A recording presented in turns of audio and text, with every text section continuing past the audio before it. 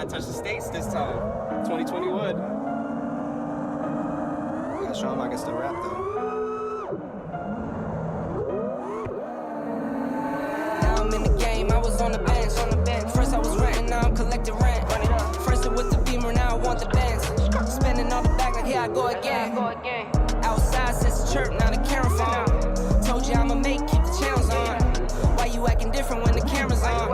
Why you acting different like your paper long? 8 day wake up and I thank God. Bad decision got you wishing you could say nah. My city gritty, you could get hit any day now. On my mama, I'ma move my family way out. With some 20s, 50s, hundreds, thousands, millions, billions, trillions, zillions. I'm talking Amazon money, talking so much money I could mess around and buy Amazon. I've been winning, I'm like, why me? I heard these labels wanna buy me. I don't need you, boo, I style me. I roll G's and they grind me. Now I'm on my game, nothing is the same. Who am I to blame? Money made me change. Cardi in my rain when I'm switching lanes. Money in the carry on them Boeing planes. Money in the carry on them Boeing planes. Now I got a buck for all those rainy days. Ain't have a day off in like 80 days. I got hustles in like 80 ways. Kids if you won't take a lazy day. Wifey want me to me take a break. I keep going to the paper straight. Then it's trips out to Montego Bay. If I take the job, bet I get it done. I said it before, I'm a one-on-one. I just caught some ones, only wearing ones.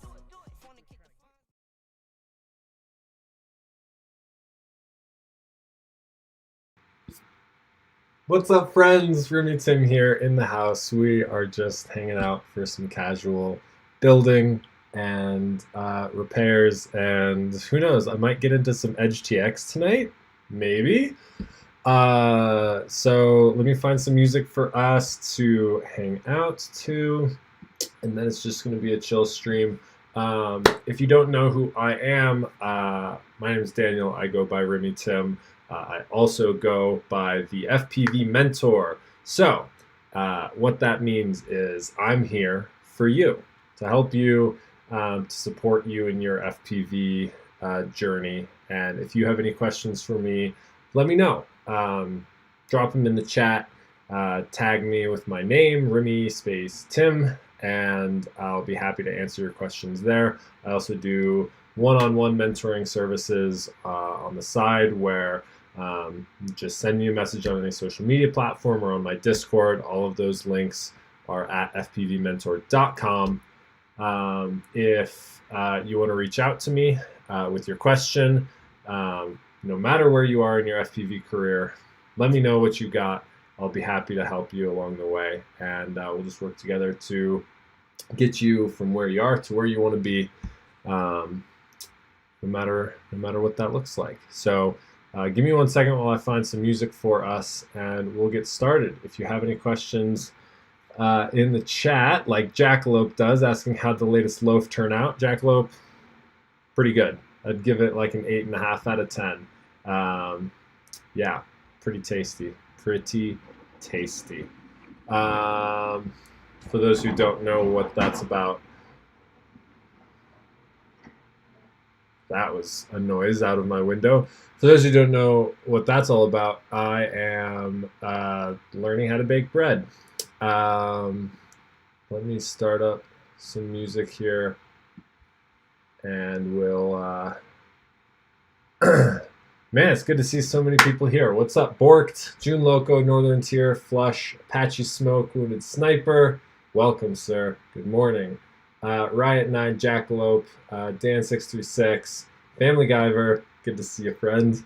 Grizz in the house, yes, doing very well. Did I miss anyone? The Spander's here. What's up, folks?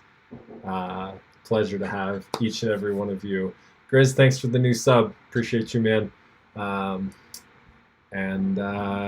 Yeah, let's move over to bench cam. Like that. You'll see over here I've got a drone on the workbench. Kind of indecisive if I'm going to be working on this one or not. I guess I could leave it up to you guys for a vote, but get some music going first. Alright. So.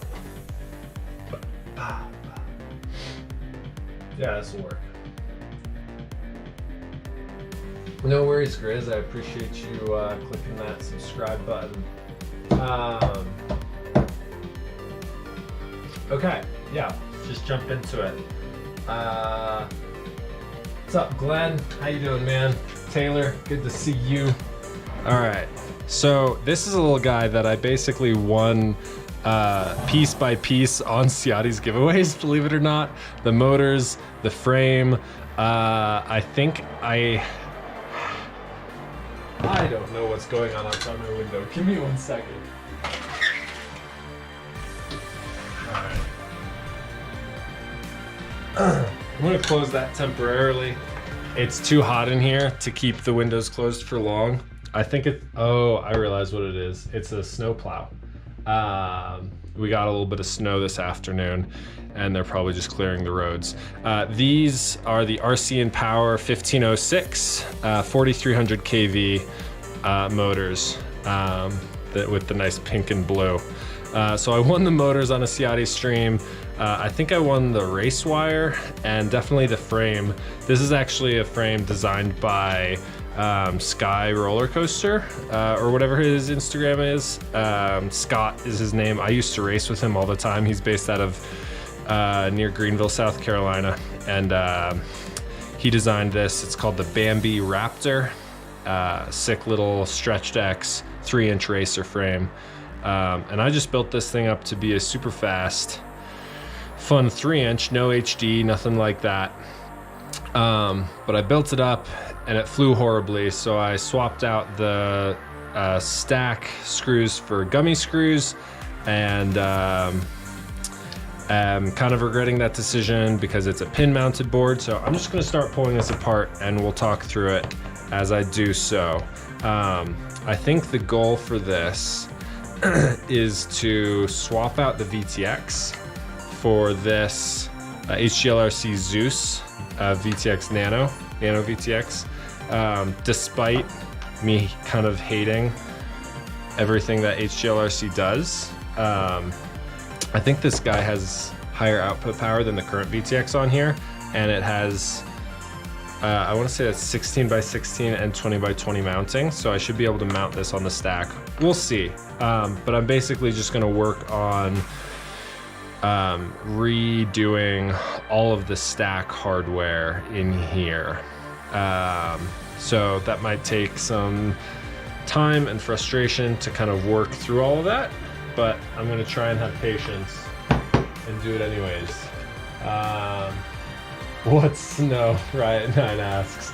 I don't know. It's just this crazy white stuff. I think if you snort it, you have a lot of fun. I don't know. American business people are real big on it or something. Yeah. All right. So we're just stripping this down. That was dumb of me. I'm gonna put this screw back in. I just remembered that this thing is kind of a pain to take apart because it's got this very cool racing canopy, which is supposed to have a carbon flip stick sticking out of here for turtle mode purposes. It's 3-inch Family Guyver. I wonder, you might be able to fit like a 3.5-inch prop on here, but with how stretched X it is, I just took props off, but the distance between the front props, I think it's pretty tight.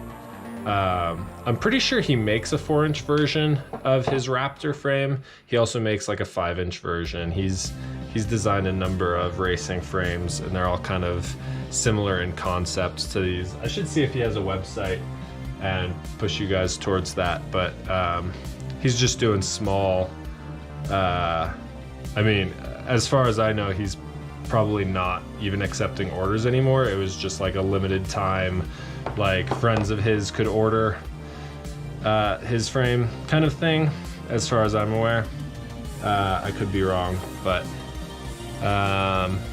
okay, so I've got the cam and the VTX are an all-in-one kind of bundled in here, which is pretty nice, but with the canopy, getting a video antenna out of that UFL is actually really tricky.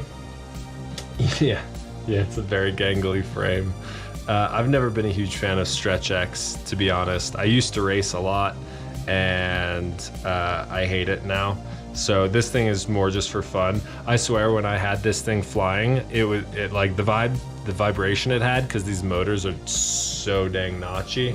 The vibes it had was nuts. It was like almost unflyable with how bad the vibrations were. But once I got the PID tune like halfway decent, where it could kind of just stay in the air, I swear I got this thing probably close to 100 miles an hour, easy, just on a 4S 850 battery. So yeah, pretty crazy. I'm gonna turn the music down just a tad. I'm doing a lot of chit-chatting. I just want to make sure I can be heard well. Okay, so I'm not exactly sure what the plan is. I'd like to keep this particular camera because it's an XHover branded Runcam. I think it's Runcam. And it's actually got a decent picture.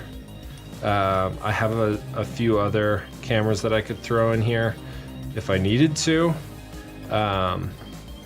In fact, I wonder, I don't think I have a Runcam racer anywhere. If I did, that would be perfect. But what I'm gonna do instead is try and see if I can pull out, like disconnect the VTX off the piggyback of this dang thing. I'm not gonna lie, it's really nice to have the all-in-one VTX and camera, because how is that even connected? Is it? Oh, it's not connected, it's just screws. Oh, that's really easy then. Okay.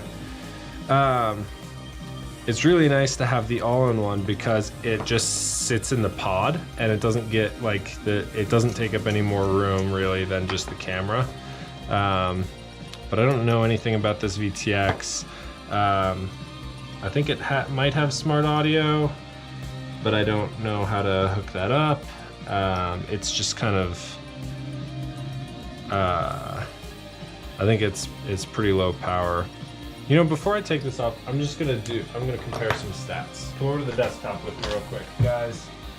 There we go. All right. There we go. Okay, let's pull up something. Don't until just subscribe, thank you, sir. All right, so Runcam AIO VTX. Let's try that. Yeah, that looks like it's probably it. 62 degrees Fahrenheit. Yeah, that sounds nice.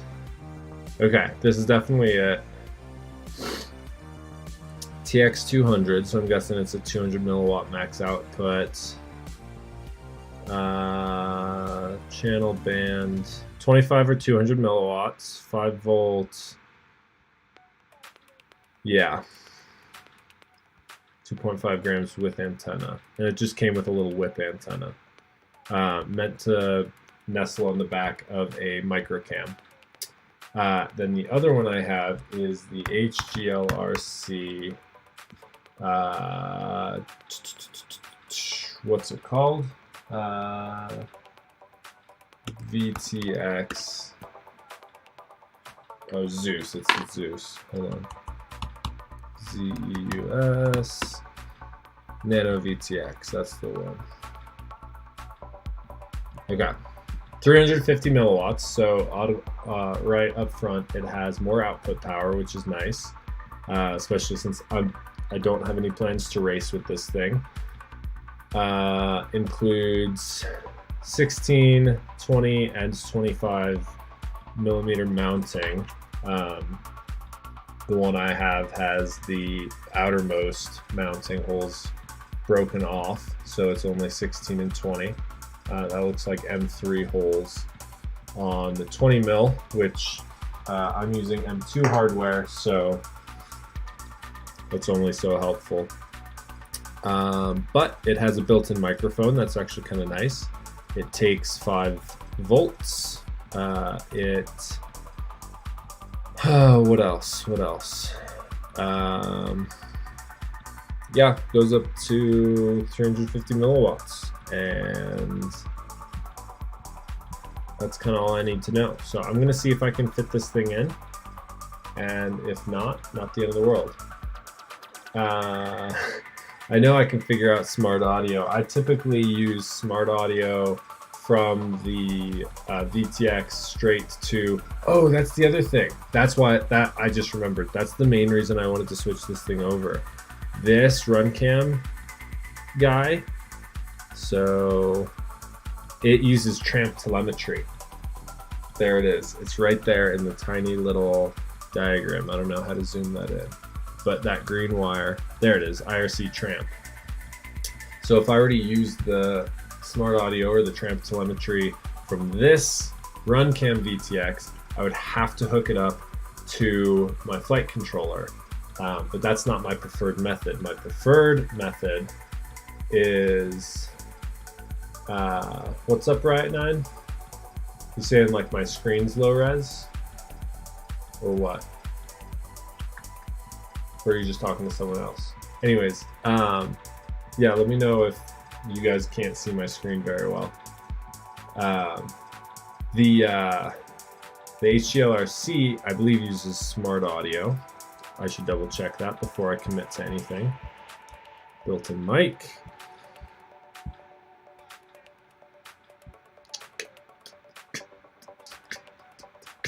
Doesn't seem to clarify, so that's super helpful, you know. Standard. It has pit mode, that's kind of nice.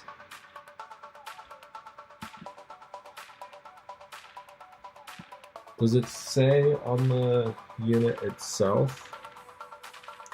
RX, it just says RX. So that's not helpful.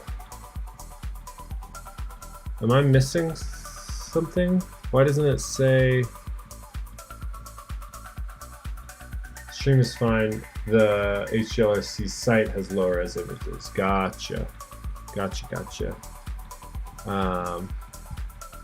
Am I missing where it says RX to T3, frequency sheet, baby EFR, power, Zeus Nano? Weird. Why doesn't it say whether it's smart audio or what's it called? Or Tramp telemetry? Zeus HGLRC Nano VTX manual.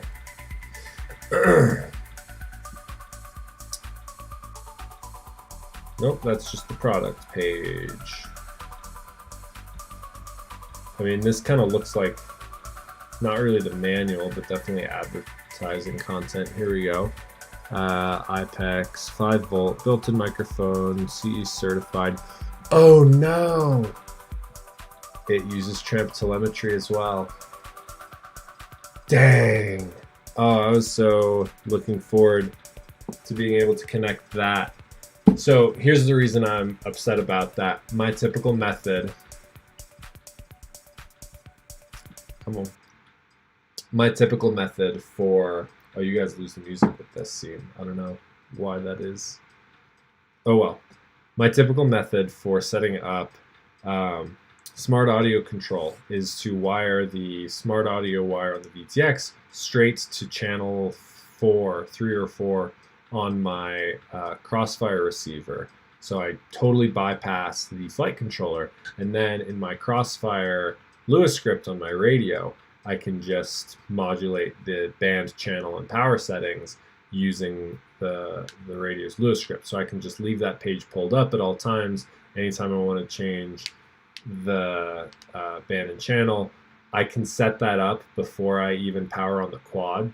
So if I'm in like a short time window, pressure situation, whatever, I can set that up, I can plug in the quad, I can hit set, and then it sets it. Whereas if I connect it to the flight controller, I basically always have to pull my goggles down, go to the OSD menu, scroll through, change, blah, blah, blah, blah, down, down, down, back, down, down, down, down, save and exit. And it's for me, I see it as a lot more work. So my preferred method is smart audio, straight to the Crossfire, and yeah. So that's a bummer. Do I have any other micro VTXs that would work? I don't think so. Okay, so now the dilemma is,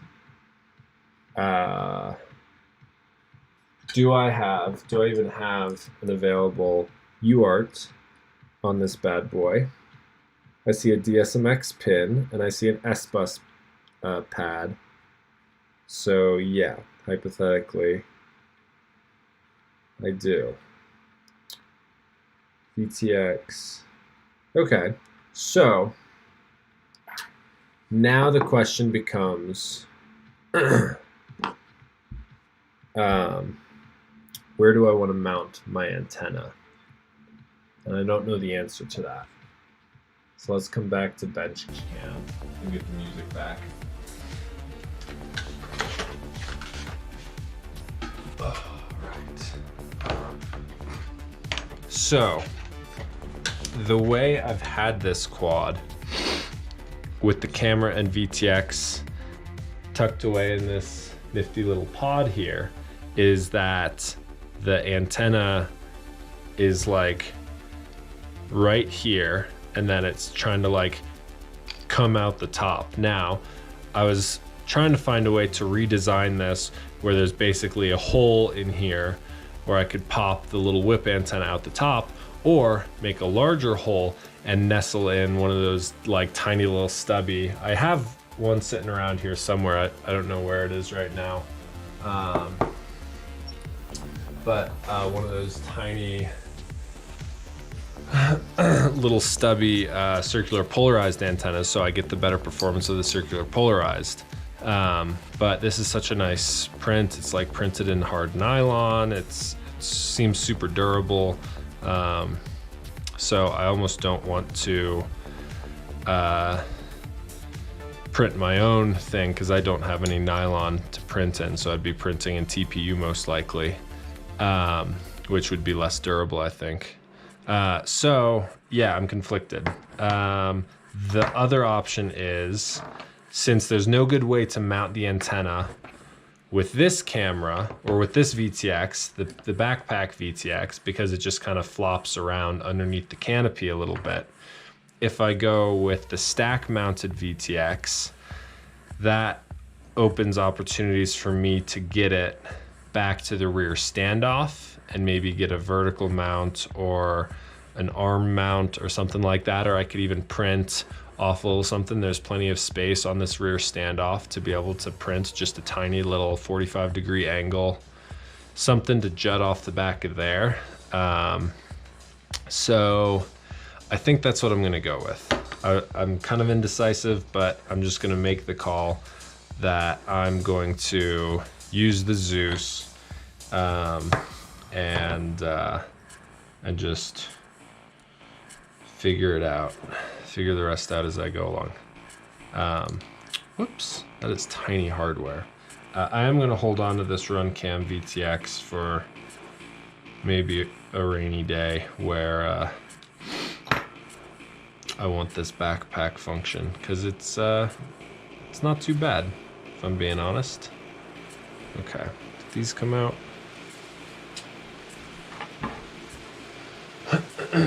Yeah. What is this sound? What's up, Athex? How you doing, man? Good to see ya, my friend. Let's get some different music. I'm not loving this.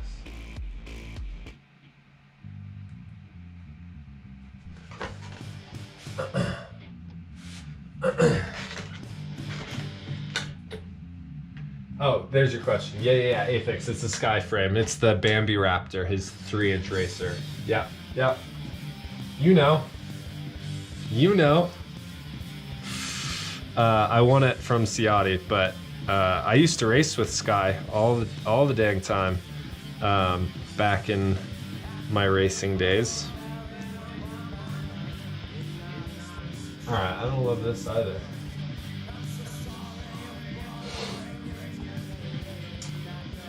You know what? Just listen to non-royalty free stuff, and hopefully I don't get a strike.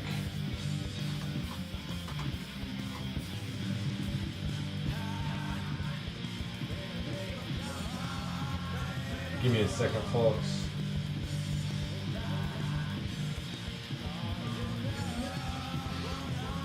I've played this music before on stream. I know I'm not gonna get a strike.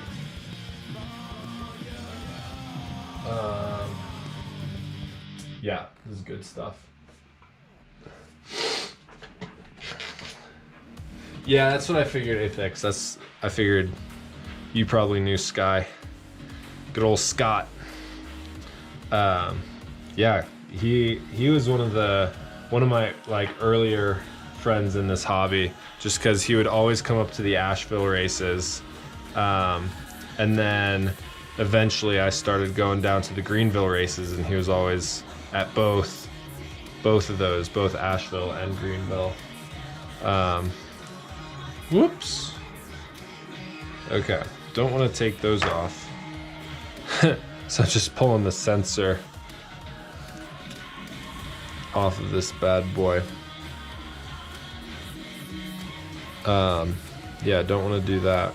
So I'm going to use these screws. So it's probably too small to see exactly what's going on here, but there were these standoffs coming out of these screw holes for this camera. You're killing the vibe. You're killing my vibe. There were these standoffs coming off, and then the VTX was mounted, and then the screws went through the VTX. Oh no. Where'd it go? Oh, there. That was so weird. I dropped that screw and I think it landed in the quad and it just disappeared. But yeah, I'm basically just replacing the standoffs with the screws, eliminating the standoffs, and kind of simplifying the whole setup. So it's slimmer and neater. So it's down to just the cam. I guess I don't know for sure that this is a Runcam, but it certainly looks like one. It could just be a generic micro FPV cam. It's got the XHover branding on the front. It came with a what frame? The Win 2 XL. That's what it was.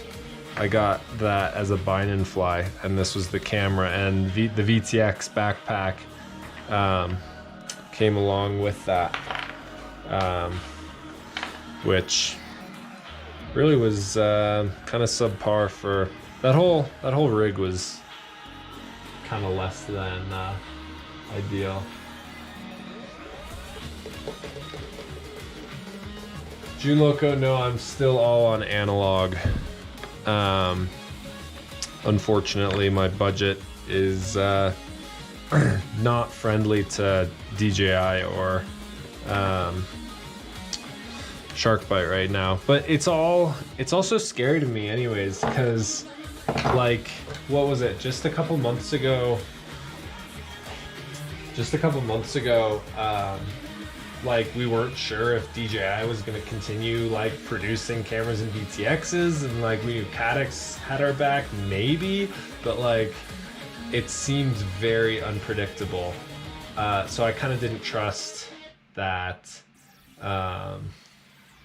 and that seemed sketchy. And then HD0 shuffle on. Let's turn shuffle off. What am I saying? Instead of am I not saying HD0? Am I saying shark bite? The same thing. I mean, what HD0 system exists other than shark bite? What was I saying? Was I saying something else? Yeah, I meant HD0. But the DJI stuff, after the DJI drone came out, it was unknown basically whether or not Caddx was, or like whether or not DJI was gonna allow Caddx to keep making components, or who else was gonna keep making components, and there was like a long time where you couldn't even get Vistas. So that all kind of scared me away from DJI. And then, yeah, the SharkBite HD0 stuff is sketchy because it's just so new that there's not tested hardware yet. So the fact that, can you even buy the 1 watt VTX yet? Like, if you can, like, that's only as of a week or two ago, as far as I'm aware. So, once HD0 becomes more of a known quantity, Scott, welcome, sir. You might recognize what's on my workbench right here. Welcome. I'm doing great, man. It's good to see you here. I hope you're doing well. I've tried DJI once, and it was, I mean, like, there's no arguing. Like, the picture's just amazing. So, yeah, I don't know what else to say. It's mostly just a finance thing at this point. Like, I have enough quads where it would be a lot of money to, yeah, I thought it might look familiar, Scott. It would be enough money for me to,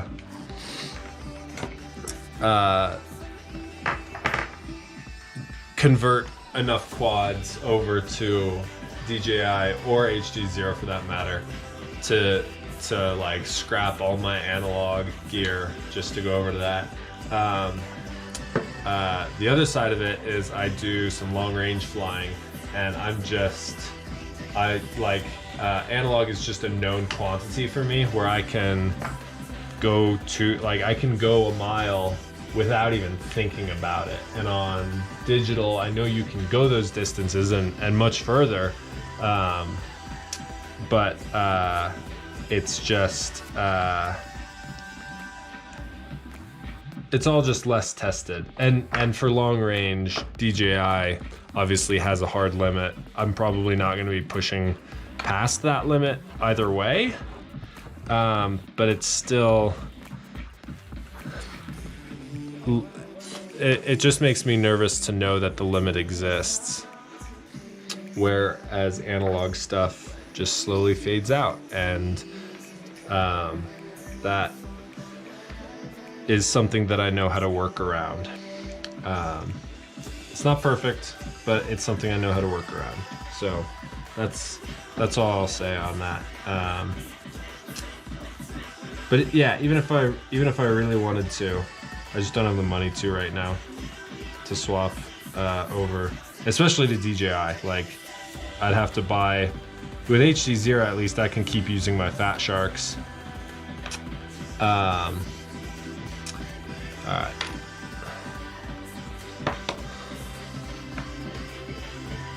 So swap that out for that. Nice and easy.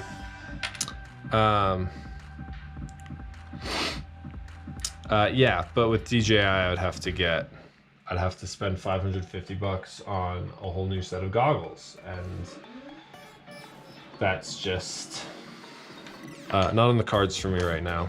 I am tempted by HD0, especially as the 1 watt comes out and gets more testing done on it. It's very, very appealing to me. So we'll see, maybe down the road.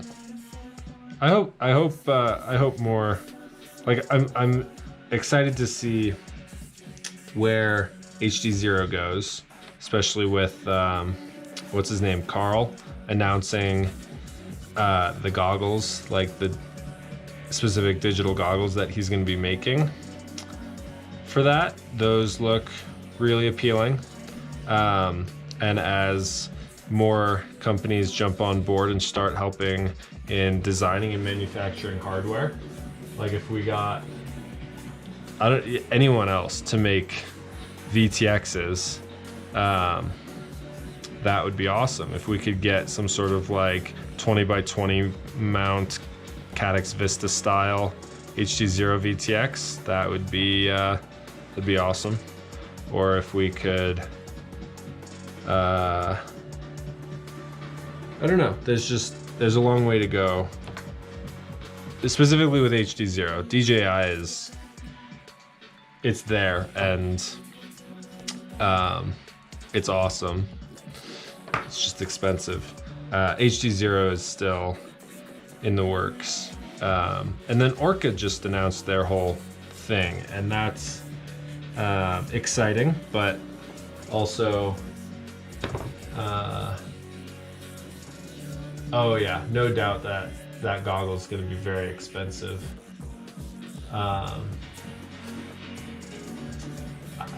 I could see getting away with 200 milliwatts for freestyle, but at that point, like, I'd still be using analog for my long range stuff, because I won't long range on any less than 500 milliwatts. Just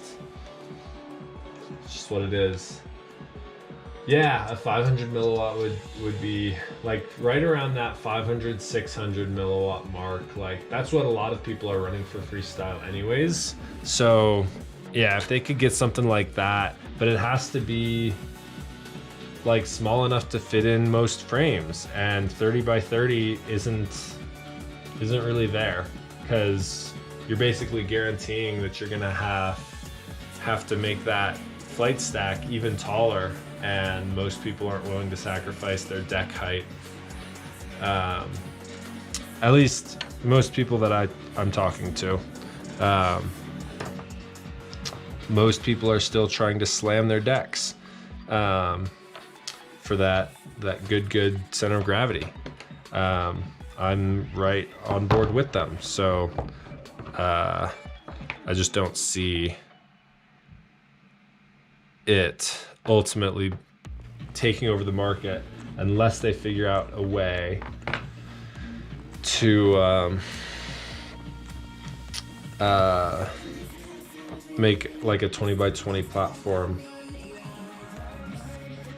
It doesn't even have to be a single board. It could, I mean, the Vista is crazy successful, right?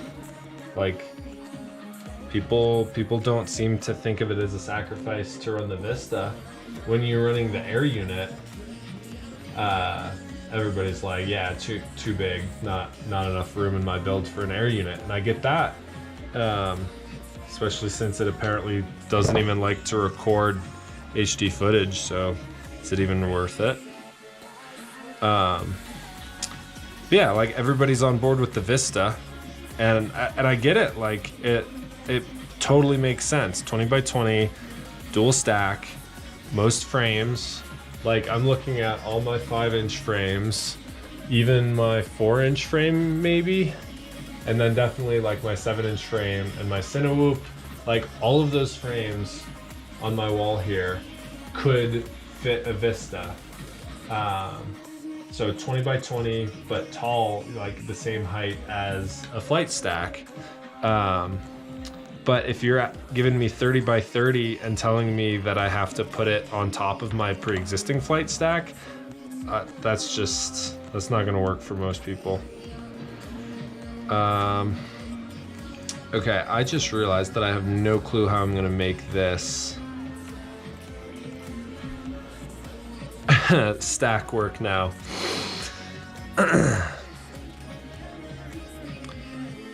Okay, give me a second to think through this. It's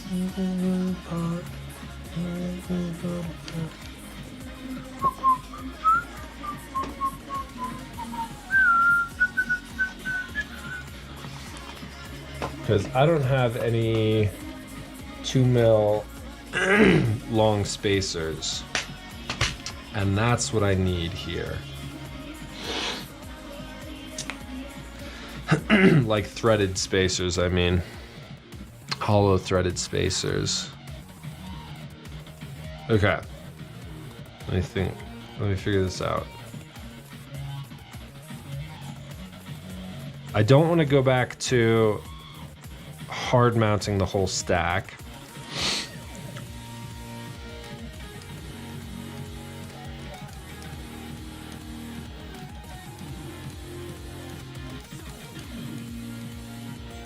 There's really not a ton of room in the rear. Oh, well, for this frame fork. But for HD, I mean, that's what most people are doing. VTX in the back deck. I'm trying to figure out how I can stack the VTX here, because I'd be like zip tying it in some janky way, and I'd really prefer to use those 20x20 mounts on this guy. But maybe that's not in the cards. Okay, let me think. So, the dilemma is, this thing flew like crap because these motors are like crazy notchy and powerful. It's really the motor's fault almost entirely. Also the stack sucks. But this thing had crazy vibration on stock. I was able to get some of it out, but had crazy vibrations when the flight controller was hard mounted. So I tried soft mounting it. Now the issue is, if I want to get the VTX stacked in there, I'm gonna have to remove these soft mounted gummy, it's these gummy standoffs that I'm using, because this stack doesn't accept the gummy inserts. It's very old, bad hardware. I don't remember. It is HGLRC. Dang, so this is going to be a whole HGLRC build, except for the motors. But that's I'm just now realizing that I don't love that. No matter. I'm trying to figure out exactly the way I want to approach this. And I think the only way to do it is to go back to hard mounting. So,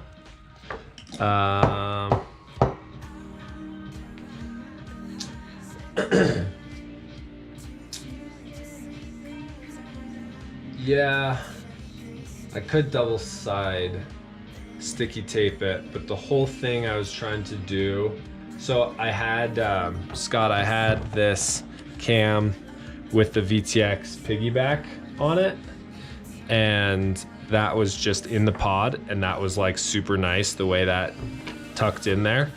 The issue was then that the top of the VTX is where the UFL goes to, and it's just like hanging out in space up here, and the whip antenna out of that is just kind of flopping around under here. It would come out a lot, and it would just fall out a lot. So I could have run a zip tie around that, but then I decided I wanted to use a circular polarized antenna.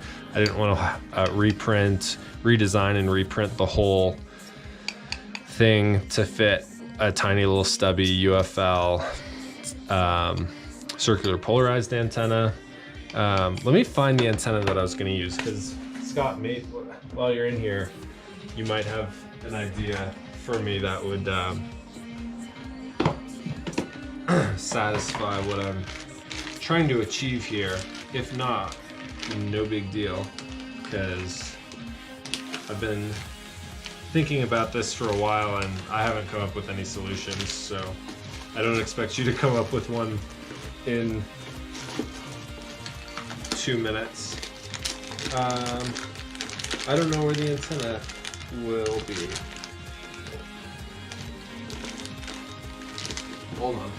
Hold on. About to make a mess over here.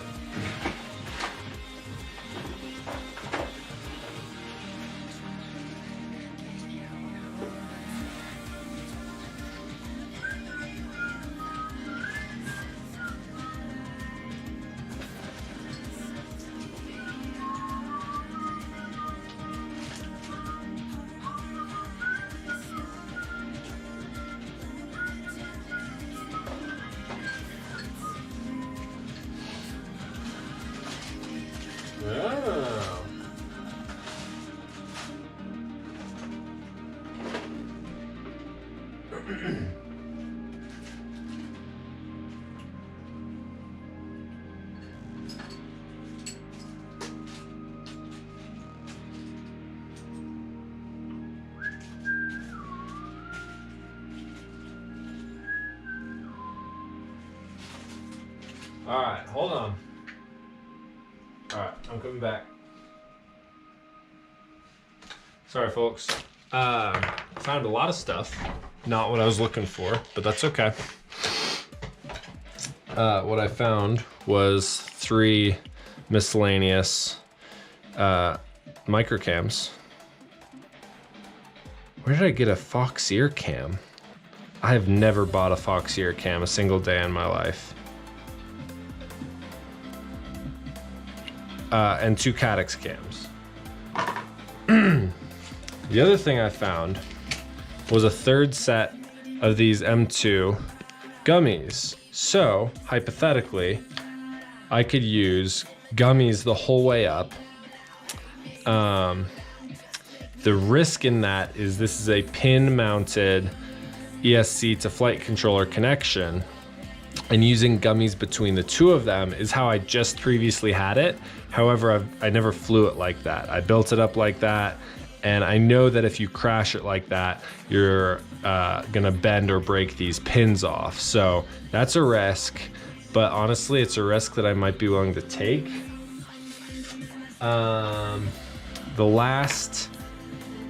So then the thing that I could do with that is if this pod is tall enough, which I'm not sure that it is, but if it is, I could do ESC flight controller and then a 3rd set of gummy standoffs to get that VTX mounted above.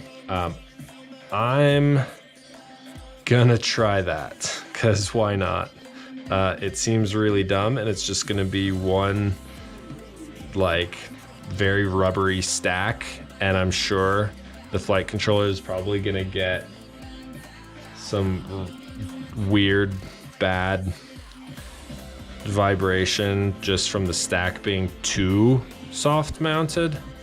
But we'll see. We'll see how it goes. Okay. Where's the front? The nice thing is, this is a pretty simple build, all things considered. It's just the flight controller with the Crossfire soldered onto it, and then the rest is the stuff that I'm currently trying to adjust and modulate. So, it looks like the flight controller does have enough room, like it's meant for M3, or like it's meant for tiny little thin gummies, but I don't have any M2 sized gummies, so I don't know. I don't know how that would work. I guess I'd need to get some of those.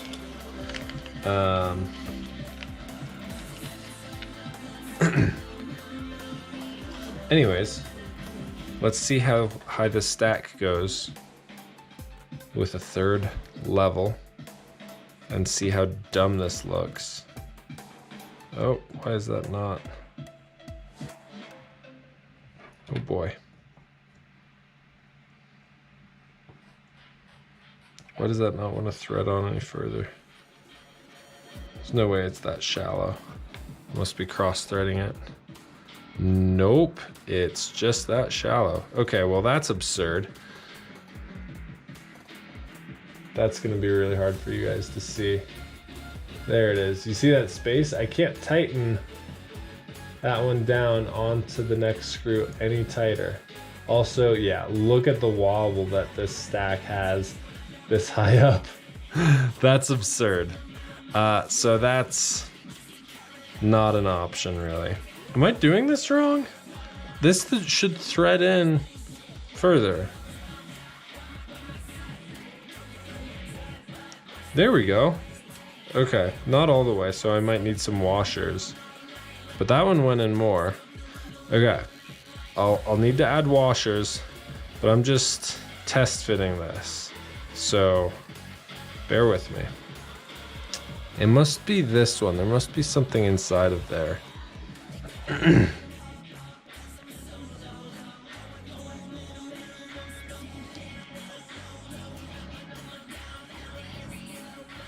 Yeah, the rest of these are threading in nicely.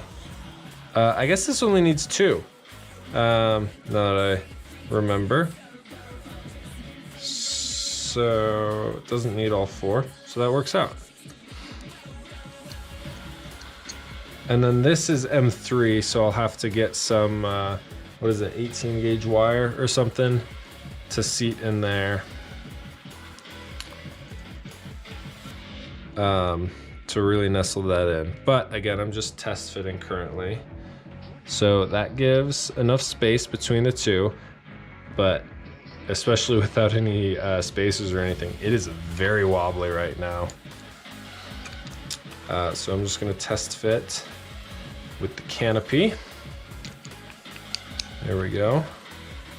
Yeah, that should fit. Yeah. Okay. That, come on. There it is. That's how the stack looks. It's not perfect. There's way more room up front than I realized. But I'm gonna have to move the Crossfire. So maybe it goes up there. Or stuck to the underside of the canopy, which again, I was trying to avoid, but I think I'd rather have the Crossfire stuck to the canopy than the VTX. I don't know why, just preference. But that should work. Stack 3 high. So here's what I need to do now. I need to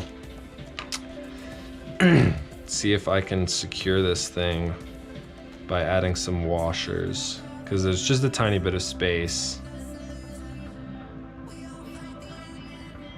Oh, there's space even there at the ESC. Okay.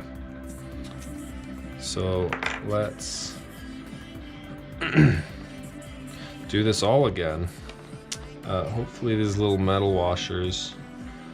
What else could I use? I have M2 nuts. I'm thinking washer is the answer.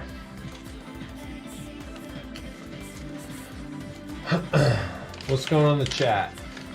Run wires, cut the pins and run wires. Yeah, I could do that. But I don't care enough, if I'm being honest.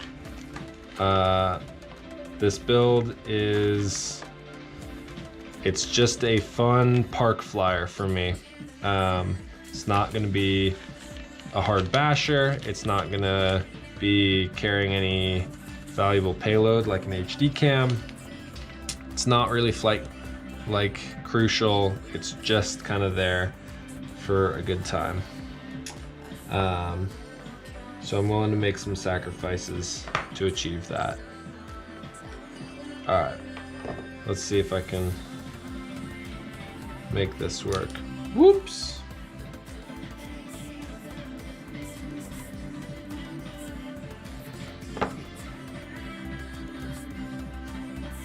That'll do nicely, I think. I wonder if I need one on each side. Top and bottom, I mean. Obviously I need one on each screw. Sorry if you can't see this super well, but that's what happens when you're working on tiny hardware. What else? What else do I have going on right now? I don't know. I'm just going to be quiet in builds for a bit. Tag me if you have any questions. Ride9 says, my Recon 7 was all soft mounted. O-ring, gummy. It's the HGLRC way. Yeah, but I'm guessing you were dealing with the gummies that, like, where'd it go? I literally had, like, these types of gummies where it's in the holes for the flight controller, right? You're dealing with those kinds of gummies, not, right? Because that's standard these days, and that's good. Like, when everything's gummied up in that particular way, it's great. It is the perfect amount of soft mounting. But this is kind of old school and is, it provides more soft mounting, but it can create some issues if you over soft mount your gyro. And this whole thing is kind of a mystery to me because I've never built a 3-inch racer before. So make sure those aren't gonna like contact anywhere. We'll find out. If it catches fire, honestly, it's not the end of the world. Okay, that looks better. I wonder if one more on top would be even better. Whoops.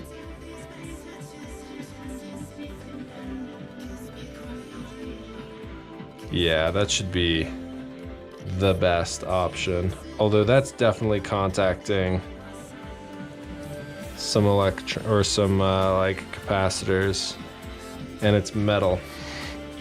So that's less than ideal.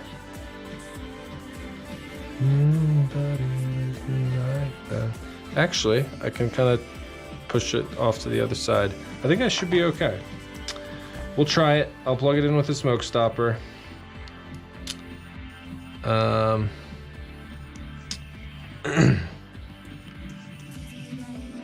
It's poor hardware design if and I don't have any plastic spacers, unfortunately. But it's bad hardware design if I can't use like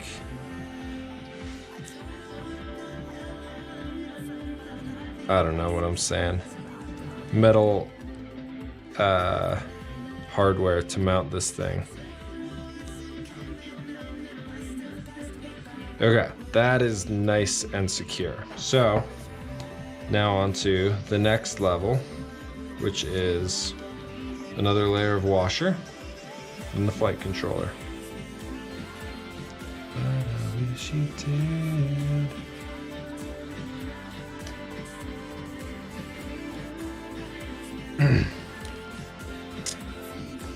Yeah, so man, this whole build is kind of a wild story. Like I said at the beginning, I got most of the parts for it off of Ciotti's live stream giveaways, which if you don't know what's going on there, go to CiottiFPV.com and sign up for his Patreon, because he does 4 giveaways. He does 8 giveaways every single month. That's insane. He's an insane person for doing that.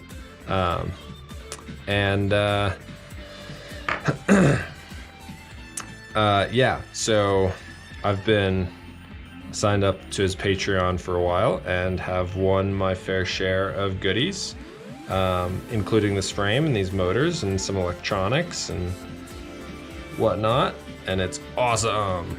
And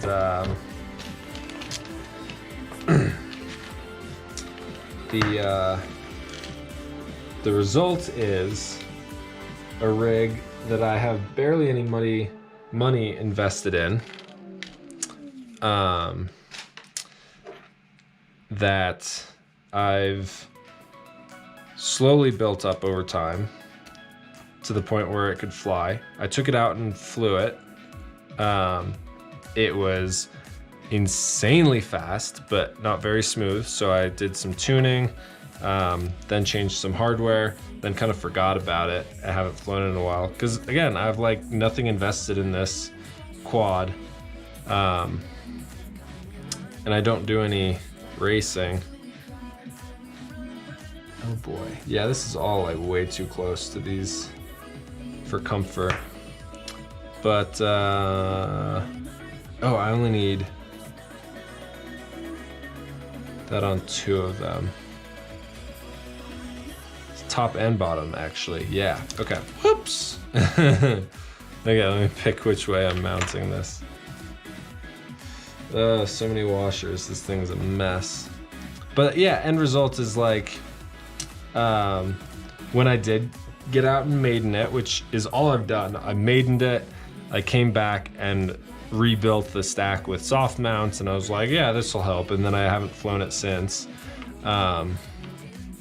Okay, so that way And then there's the front.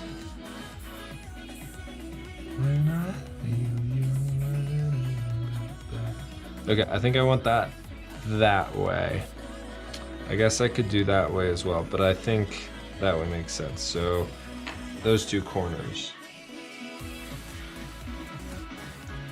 So I can take hardware off the other two corners.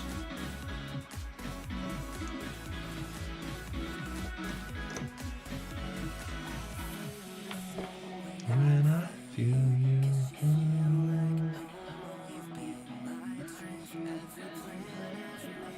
Whoops, oh, I'm on the wire.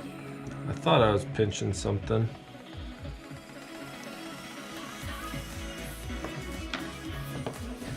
There we go. Okay. And I'm going to use these metal nuts on the other two to really compress this thing down so that it kind of squishes the gummies into place to give a really nice secure fit. And hopefully that'll balance everything out so it's not too soft mounted. Is the flight controller? Okay. Just want to make sure the flight controller is mounted properly.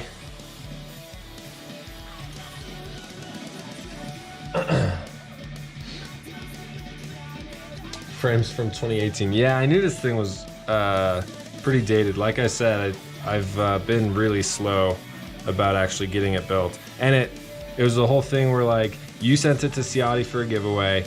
It took him a while to actually give it away.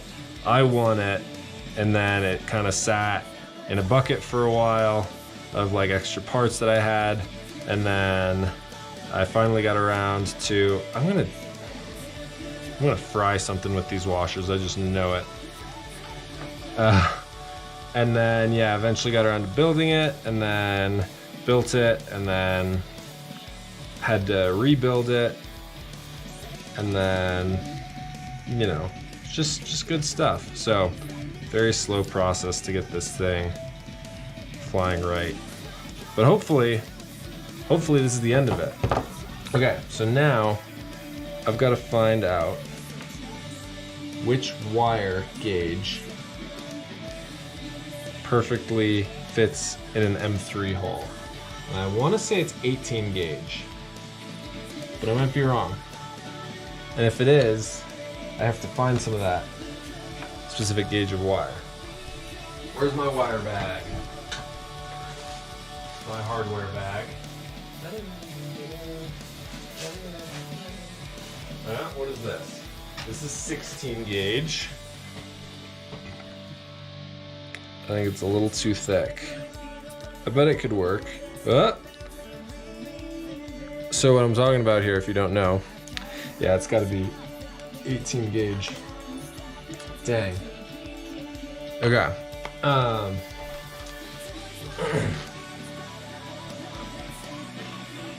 What is this? That's also 16. What are these? 18. Oh boy. All right.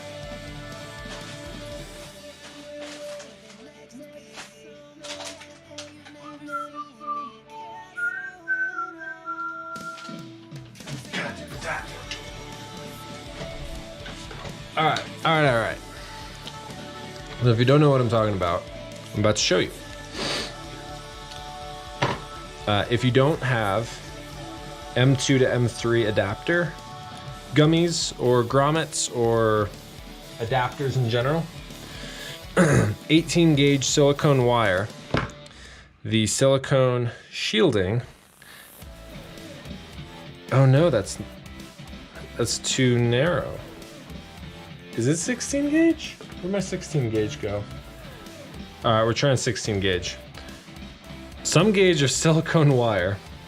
Does anybody know in the chat? All right, so what you do is you cut off just a very small like millimeter or 2 millimeter long chunk of the stuff. And then I probably should have done a longer bit.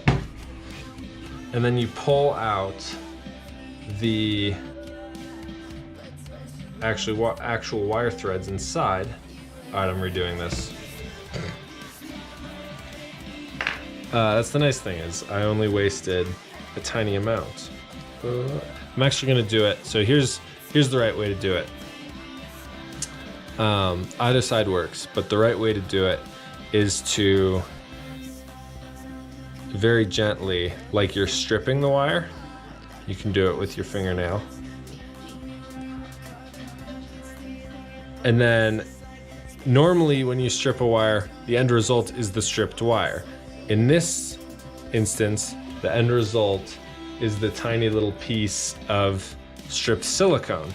And what you do with that is you plop it in the hole, and you can do it the reverse way of putting it over the hardware first, but I find that that is very tough.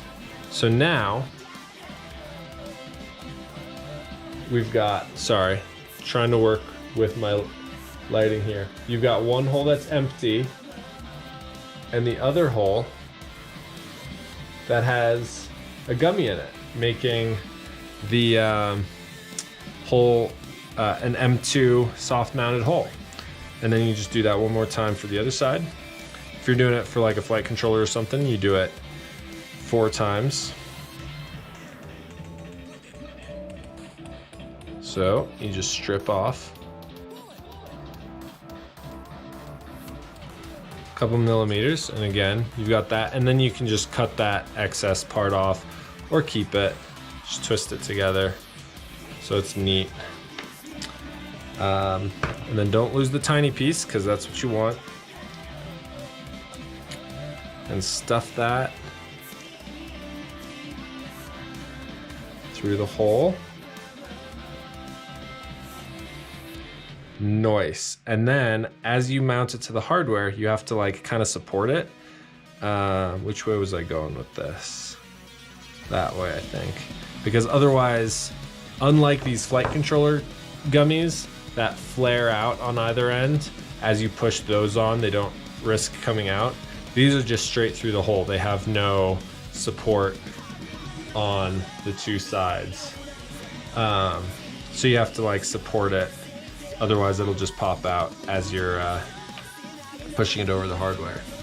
So, very carefully, line both of them up and start pushing. I can feel one of them's through.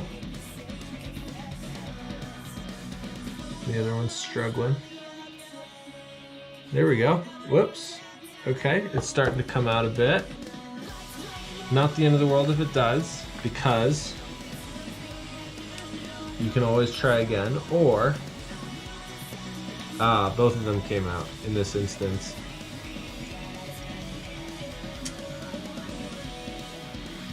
But what you can do when that actually happens is you can just screw on a nut onto the top of it, and it'll kind of, it won't really fit it back in, but it will squish it down, creating some sort of grommet seal anyways, which is sort of the desired effect. In this instance, I'm gonna try again. I don't have high hopes, but I'm gonna try again. So, bring you down here. Whoops, pulling on those wires a bit.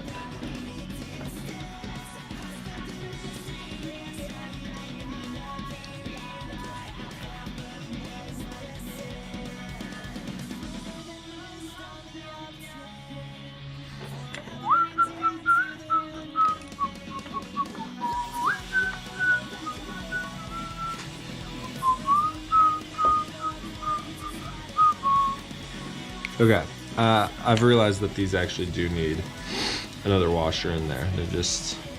They're still very floppy. I think they will continue to be floppy, but I think this will help just a tiny bit. And hopefully it doesn't try everything, which it might.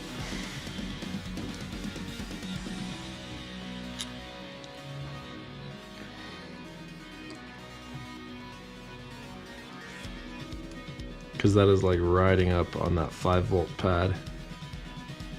As long as it's only touching the 5-volt pad, no, I mean, it's not ideal. In fact, it's pretty bad. I guess I could, like, I don't know, try to like conformal coat it or something. The washer. I really should only be doing this with plastic washers. But I don't got any. Okay, so I'm gonna try one at a time, actually.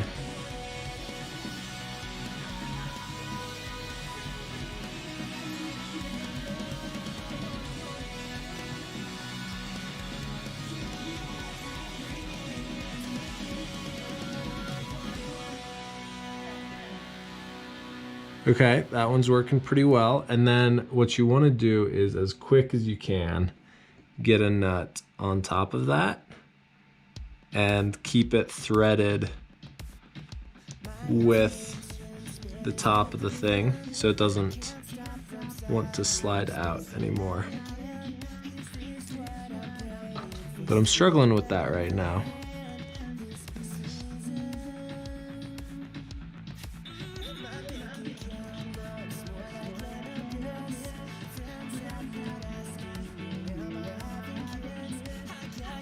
All right, this is a struggle.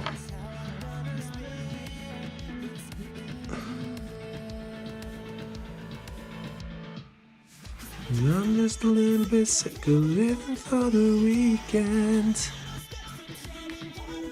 All right, come on, bud. There's no way out.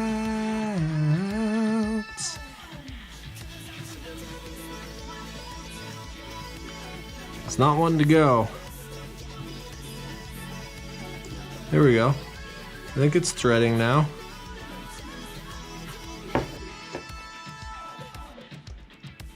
Okay. All right, that one's on.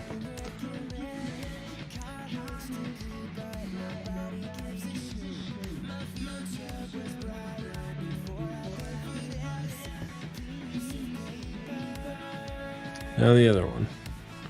Again, whoops, almost came out. Line it up, push it on, keep pressure on the top.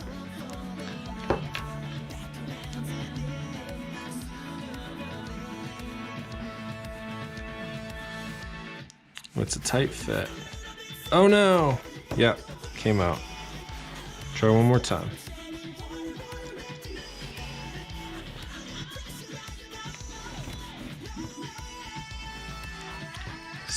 This is my least favorite thing. This is why this is why I never got into micros. I'll let Ciotti be the micro king all day long. I guess it doesn't help that like I never got into micros, so I'm lacking a lot of like the normal like stack hardware that people might use, so I'm really kind of having to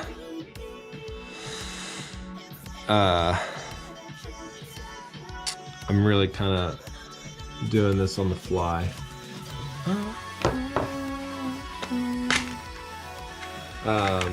Just working with what I've got and nothing more.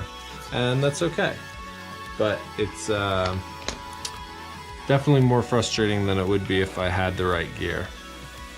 And I understand that. Alright, this is as close as I'm gonna get to success. I just gotta get this thing started to thread. And I got it. Okay, it's still ever so slightly on the gummy. So now I've just gotta tighten this up and hope that everything works out. To be honest, I don't love how flexy that VTX is on the top, but realistically, it's vibration, it's isolated from the flight controller. Electrical tape, washer, then real washer. Yeah, that's smart. Too late. This thing is together, and what a pain it's gonna be if I ever choose to take it apart again. So hopefully the smoke stopper saves it if anything is wrong, and hopefully there is nothing wrong and the smoke stopper will have nothing to do. So, all right, good enough.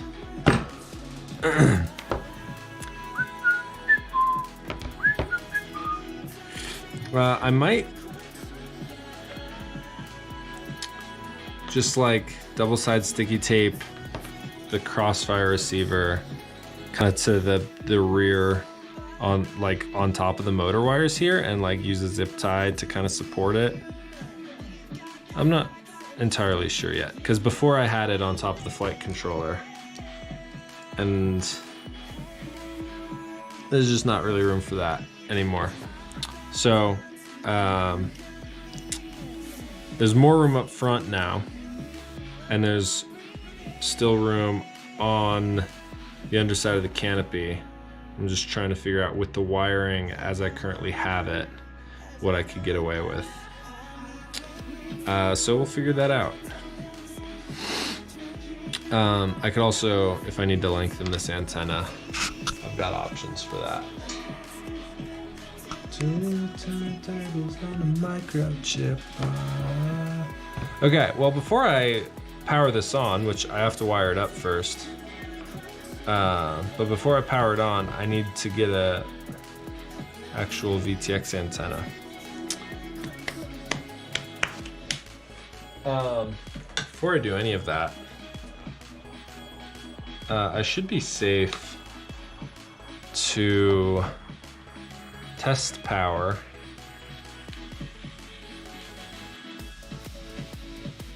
I'm gonna set it to 1 amp, and yeah, just test it.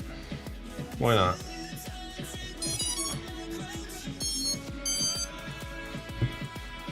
Okay. You know, flight controller booted up, ESC booted up, motors. Yeah, I call that a win. I mean, I didn't really like rewire anything yet.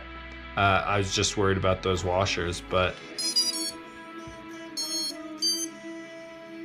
oh, did that trip it? What tripped? Uh-oh. Oh, so it tripped. So I have to power cycle the board. Why did it? Okay.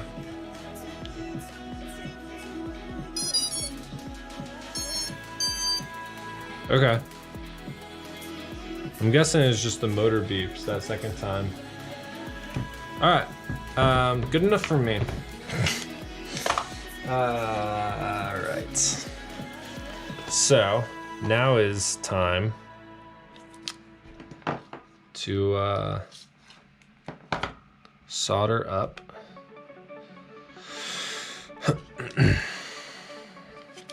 the VTX. Well, I should have looked at the pinout. I guess it's easy enough.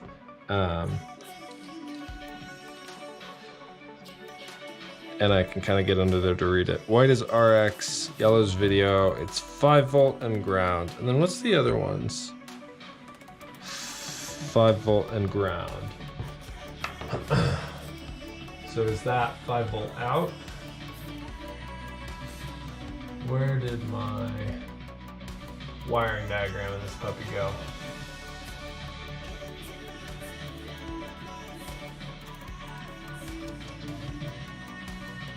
Wiring diagram, wiring diagram. Was there ever a wiring diagram? 5 volt ground, 5 volt ground. Yeah, it shows going into the first two, and then it doesn't show anything for the other two, so maybe it is pass through. Oh boy, where did you go?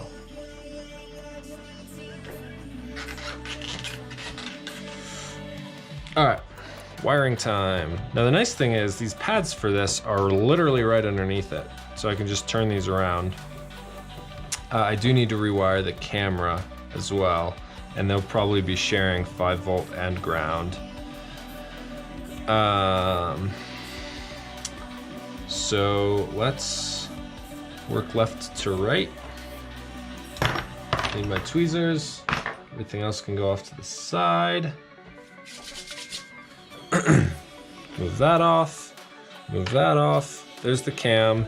That can hang out with the canopy. Just trying to get myself organized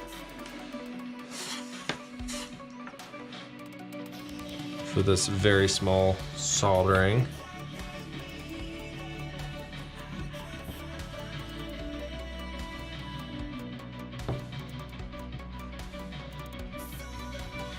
Okay.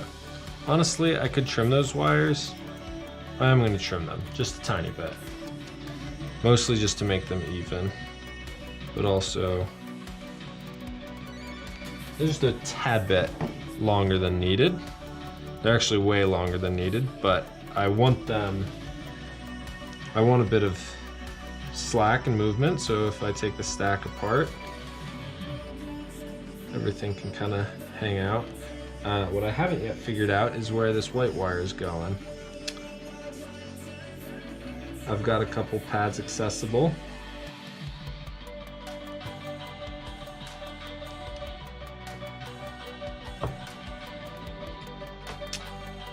We're just going to do this one step at a time.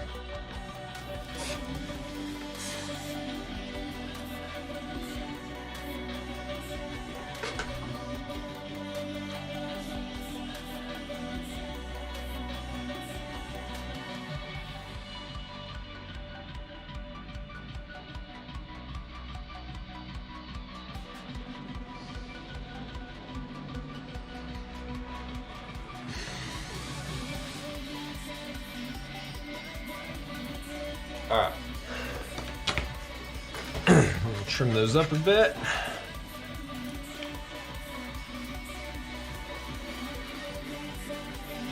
Oh boy, I need some new side cutters.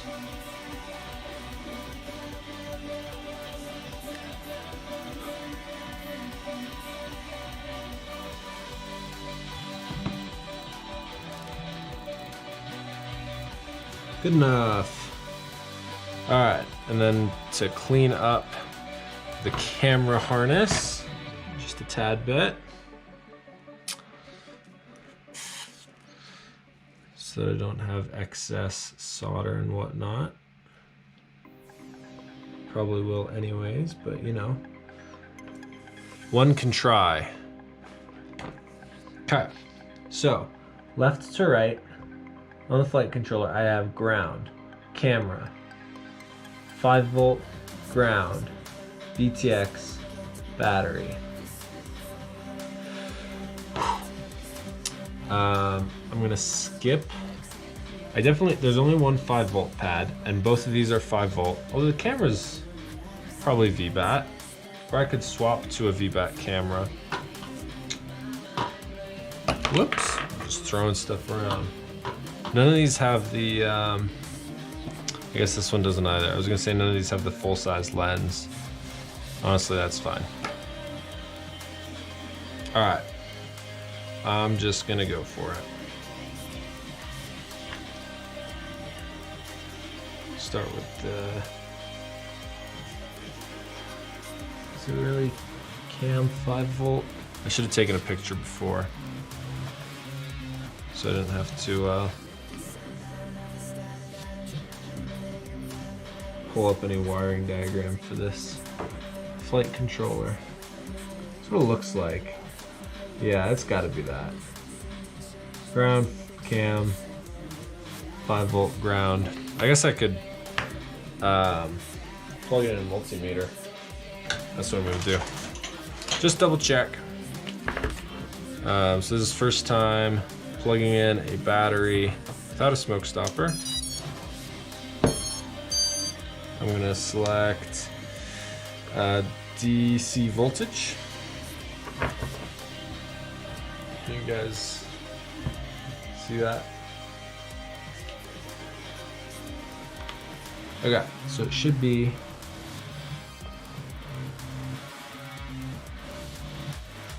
Yep. 5.35 volts. Lovely.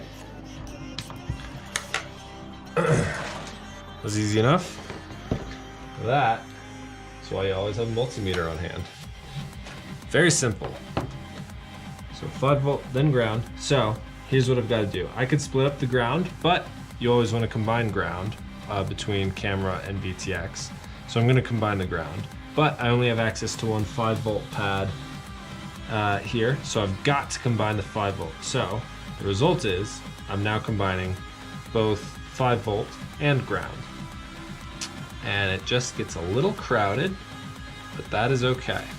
You know what? I really need to keep this twisted for this to work. And then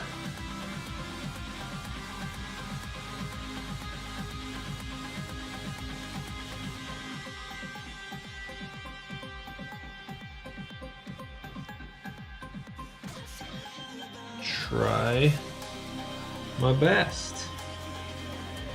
That's actually pretty good. Have it kicks back, should know by now. Come on.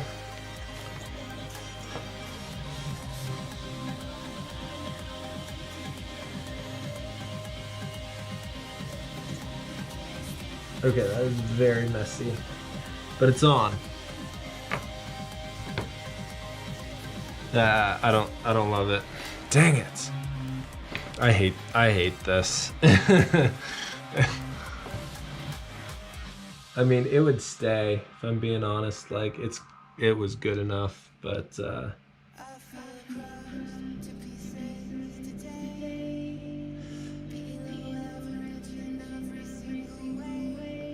just gonna come back.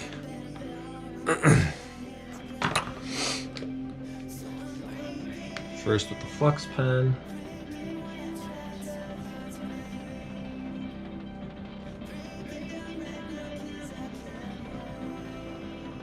There we go. And then, this is the tricky part. I could pre-solder the wires together. In fact, that's exactly what I'm gonna do. Just makes it easier to just tack them together essentially. Get like a single or a half twist. And then just barely touch them with a bit of heat. And that way, when you come in together, come on. There we go. Okay. Yep, that is good. Good enough. So now we just got to repeat that process with the grounds.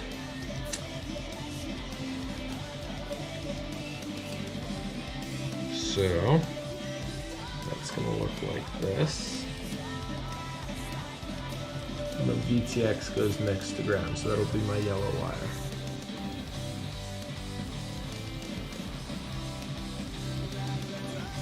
So just line those up perfectly. Take your time with it. I know you can't see anything that's going on here, but whew. All right, add a bit of solder to the iron. This is the only time when you're just like tacking two wires together to go into solder to the same pad. It's the only time I can recommend using the method of adding solder to the iron in order to bring solder onto the joint. Every other time you need to feed solder to the joint, not to the head. honestly, that's not even great there, but it's good enough. And I'm just gonna touch it up with a bit more flux because these pads are right next to each other, so the flux I added before probably burned off with the last job. And now I added flux, but I also don't want fully cold solder on the tip, so I'm gonna apply fresh solder and then bring those wires in. Make sure you have both of them in the tweezer. Put them at the right angle.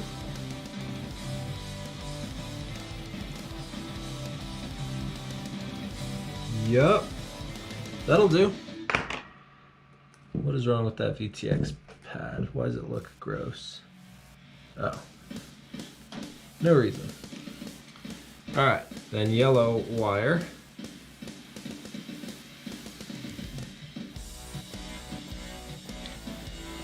Goes to that VTX pad. Okay, and then I've got this white wire, which needs to go. Oh, there's another 5-volt pad back there. Oh well, too late.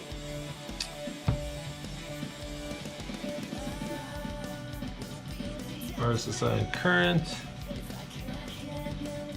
I know I've got a UART on the back here, but I should be able to use DSMX, right?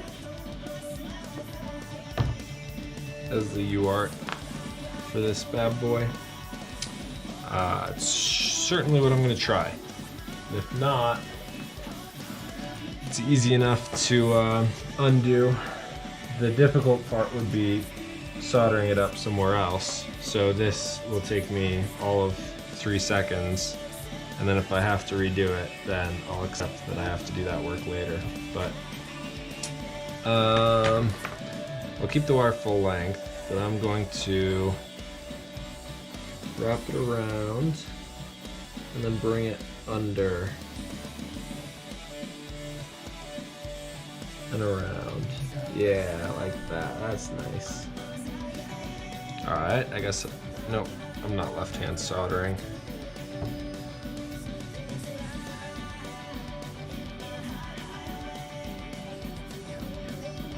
Come on. Good enough.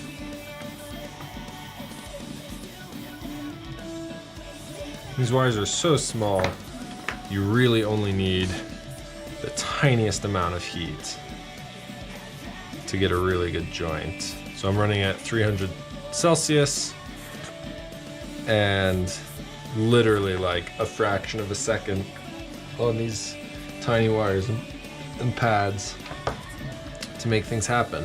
Okay, that's that. I can plug in the camera.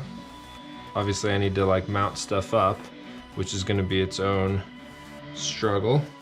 But I can plug in the camera and test it while on the bench here. Unfortunately, I don't have VTX antenna. So let me find one of those.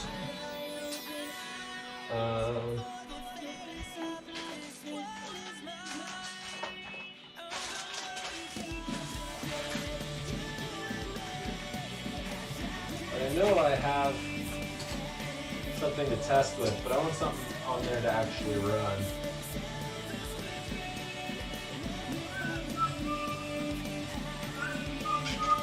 Alright, hold on.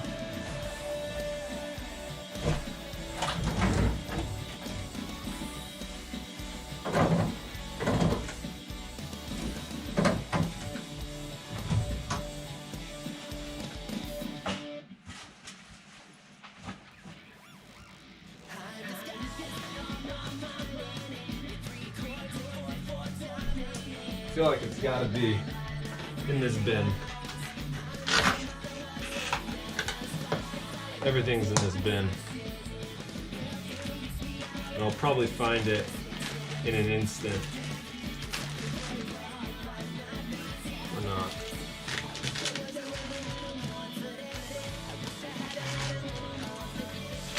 Oh, okay, hold on. We're in the right area. So So I've got these long boys, UFL CP antennas, but I know I have somewhere the perfect little antenna for this. I just don't know where it is. And it's so tiny, it's probably going to be very difficult to spot.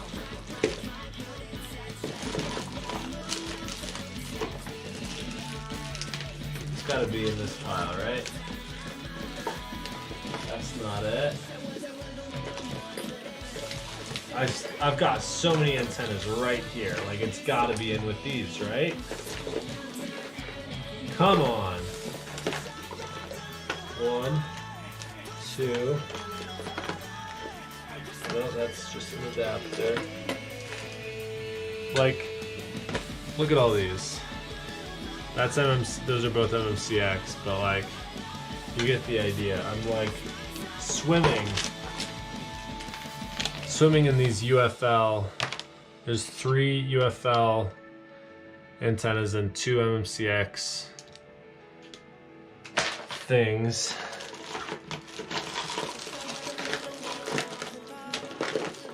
I feel like maybe I kept it out available somewhere because I knew I was going to be using it, and I just don't remember where that is. Oh, I have another pair of side cutters. Nice. I was about to order some of those. Alright, hold on.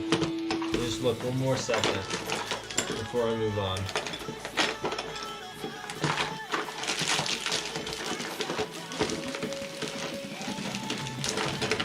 Okay, it's not in there.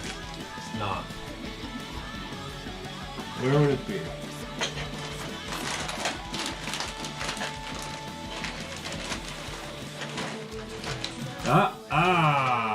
I found it. Oh my gosh. This thing's crazy, you guys. Have you ever seen an antenna so small? Baby antenna. So this is what I was talking about when I mentioned wanting to get the antenna off the back of the piggyback module, but mounted through the canopy here. I wanted like a hole in the center of the canopy that was the diameter of this thing, but I suck at 3D design, so I like gave it a try and failed. So I don't know how I'm gonna mount this. Maybe just a little UFL, although this is so short. I forgot how short that lead was. So honestly, maybe I'll keep something like this around as a longer alternative where I can properly mount that out the back, because that's kind of the proper length where I could like get this thing up and out a bit, and then this leads back to like the middle of the stack. So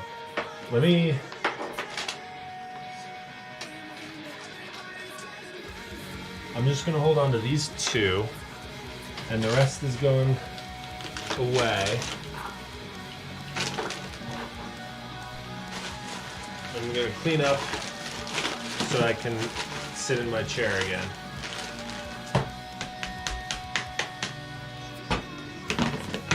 Alright, good enough.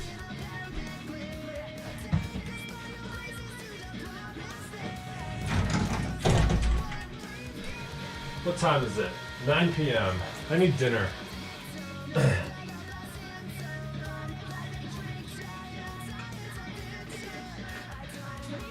Thanks for hanging out, Scott. Good to see you. And I will definitely let you know if I need some spares. I actually, if you're still here, I actually have this bag that came with it. So I've got 2 spare arms and a spare... I don't know what this plate is. Is this an alternative top plate? This is for your frame, right? Yeah, those are the arms. So I've got 2 spare arms, but I'll let you know if I need more. Again, always a pleasure to hang out and chat with you, man. Have a good night. Yeah, I don't know what this plate is.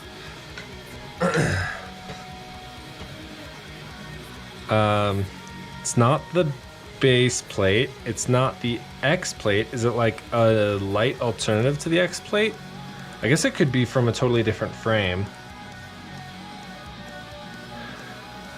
These holes don't line up with anything. It very clearly looks like a centerpiece. It's not 30 by 30. It's too small to line up with these outermost arm screws. So even if you like ran long screws and standoffs through there to like use this as a top plate, like it doesn't line up. I don't know. Oh, you guys can't see that. Yeah, so the holes are like way short. I don't know, I have no clue what this is for, but I have it in the same bag as I have spare arms and a brace piece for this frame. This is like, if you don't want to smack gates while you're racing, you slap that on the front and protects your camera and whatnot. Honestly, I'm not opposed to running that. I might add that on later just by adding some longer motor screws. But for now I'm good. Okay. Yeah, I'm not gonna be on too much longer. I haven't had dinner or anything. Yeah. All right. So I have Tramp telemetry on. I don't have Tramp telemetry set up in the flight controller though. I need to figure out what UART that is. Okay. But I should be able to do a power on and test. I'm not gonna use the smoke stopper because I can see all of that is good. So I'm just gonna plug in. Nice! All right, let me grab my goggles.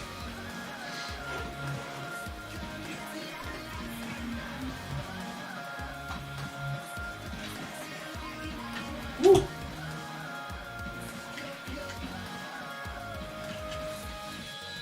See if I can find this channel.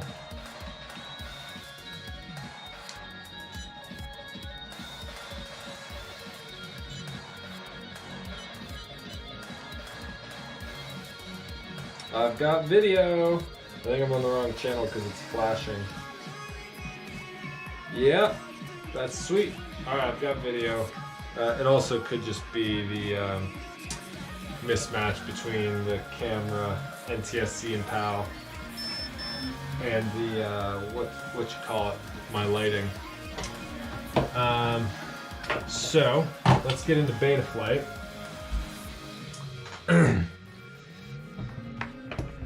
And figure some stuff out, shall we?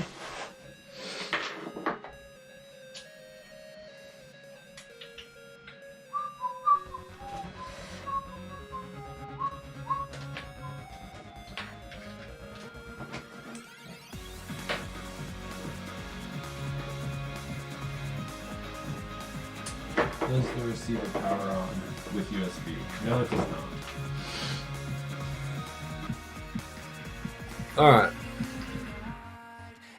Hopefully there's nothing on my computer that is going to embarrass me. So I needed to pull up the wiring diagram for this flight controller. Let's see if it's in here. HGL F4 micro. Let's just see what comes up. It's probably called Mini. I don't think this is it. If it is, no way. HPLSC F4 Mini. Alright, there's some other options in here.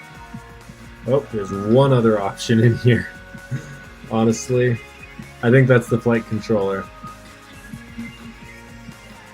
F428. I think that might be the flight controller ESC stack.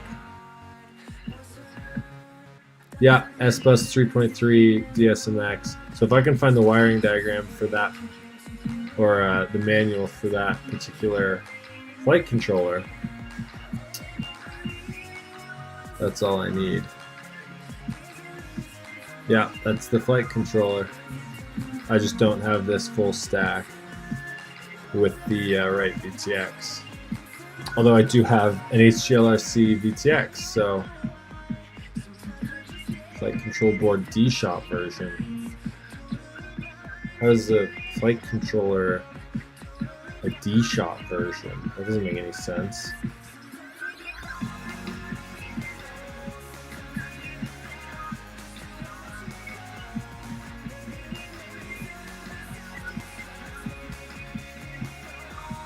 Alright, come on. There we go. Alright, what do we got here? VTX.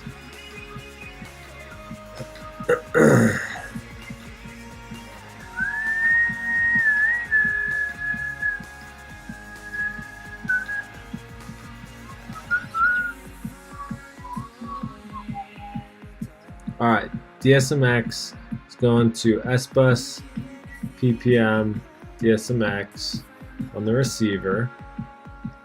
It doesn't say what UART it's connected to. It's connected to the same UART as S-Bus and PPM.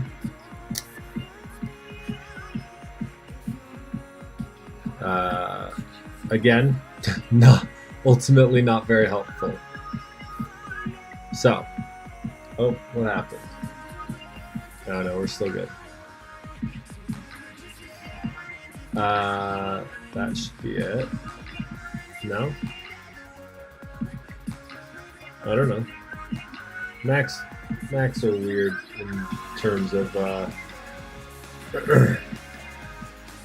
they have this whole list of I don't know what any of it does. Actually, I don't. Yeah, it's whoa. And then Betaflight just shuts down on Mac randomly. Also, EdgeTX teaser. I might be doing EdgeTX on my QX7 soon. Okay, so I know it's not Bluetooth. No, those are my headphones. That might be it. 8,000,001. Is there any other? There's modem 8,000,000. Both of them. There's dev CU and there's dev TTY. I don't remember which it is. I think it's TTY. There we go. Connected. Okay, so I have UART 6, it's my receiver. I'm gonna guess UART 1 is what version of Betaflight is this?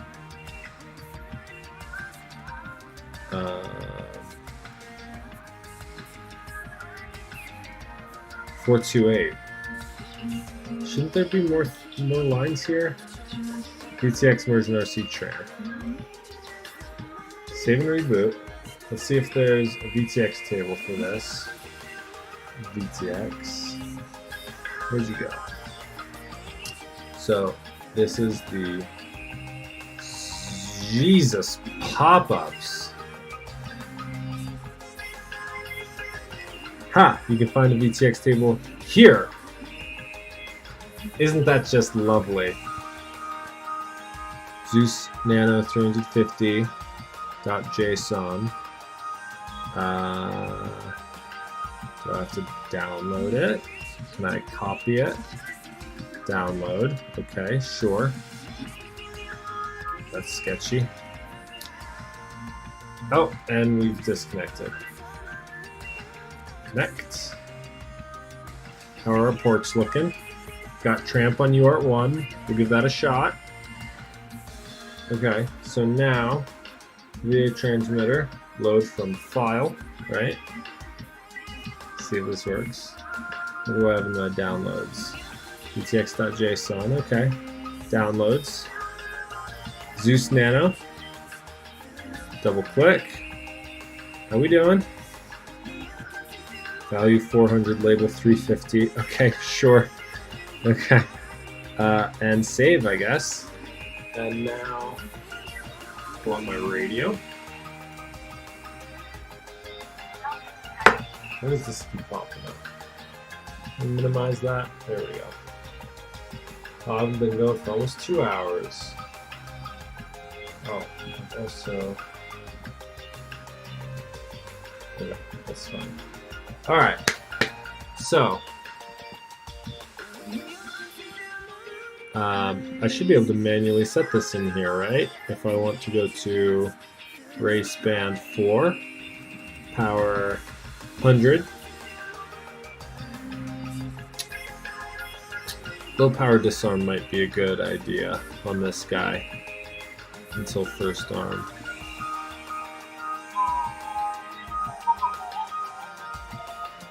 Actually, maybe now we'll just do it on until first arm and save. All right, let me get my goggles plugged back in. We're gonna disconnect, unplug.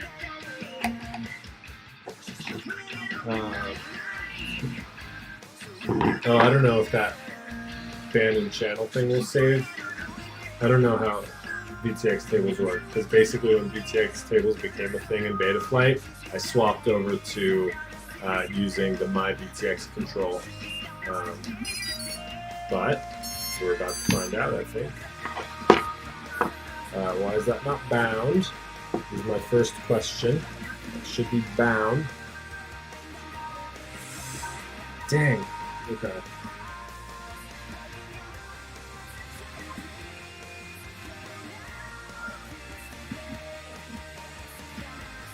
Execute. Press the bind button.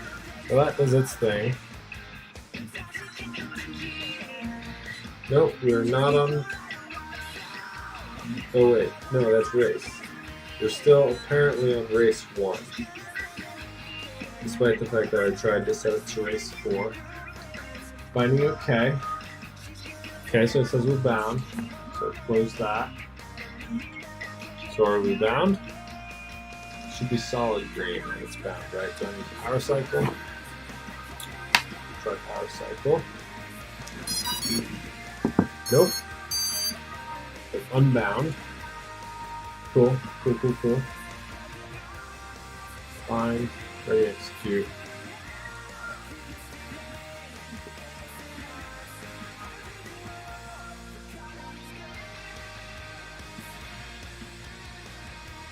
Hey, we're bound.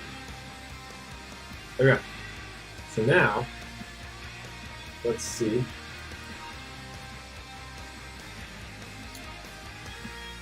If I can access. What's the, I'm bound, aren't I? Yeah, because I have throttle percentage moving around. I just did. What's going on? I literally saw my throttle percentage moving around. Oh!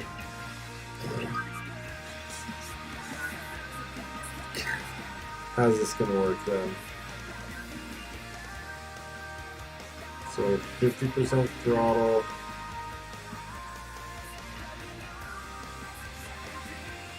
There we go. My sticks are swapped. Shoot. There we go. Okay, hold on. Features, EdgeTX. There we go. Band. Nope, that's not what I wanted. Back. Band to race band. Channel to 4. Power to 100. Set, yes. It didn't do anything. Also,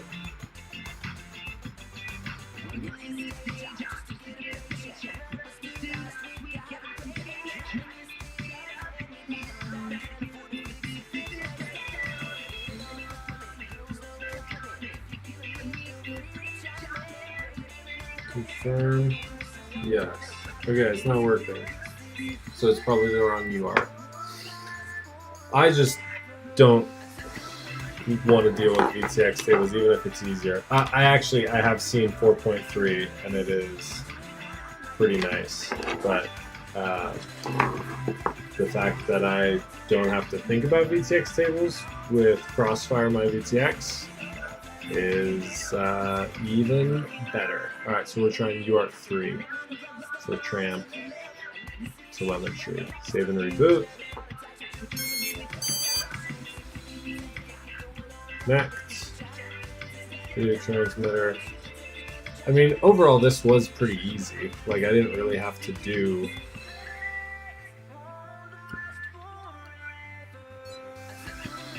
We're still on race 1. It's not changing at all.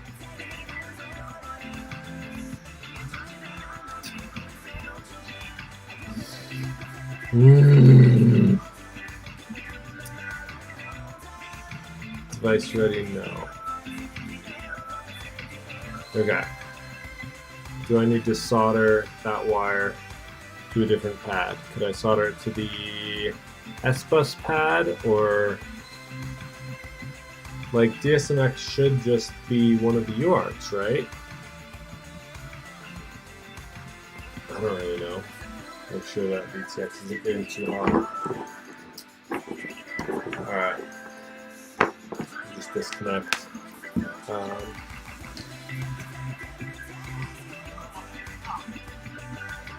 Just the fact that I have to do anything with VTX tables, the fact that I have to like download a table for each VTX that I have in each quad, and like hold on to that file, or like search for that file every time. Yeah, it's just using, I mean, Trace is the same way. I use the Crossfire protocol, wire the VTX directly to the Crossfire or Tracer receiver, and it just works. So you might see me pulling this quad apart again another time to install a VTX that has smart audio instead of Triumph telemetry as its protocol. In the meantime, I guess I'm resoldering this wire to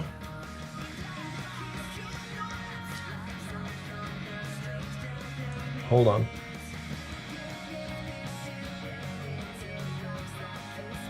Is that RX? Don't I need a TX pad, don't I?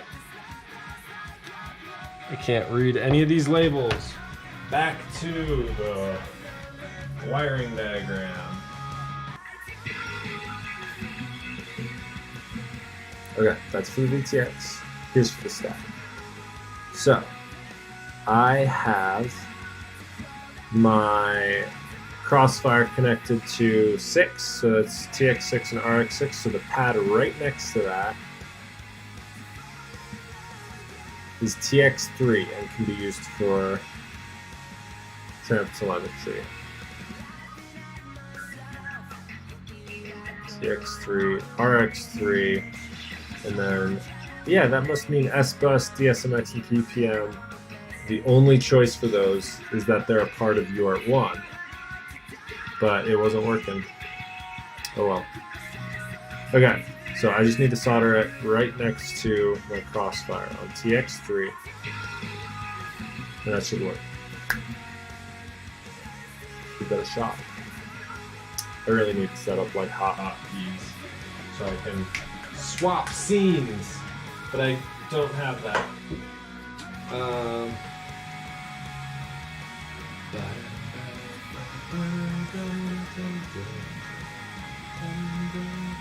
What's going on?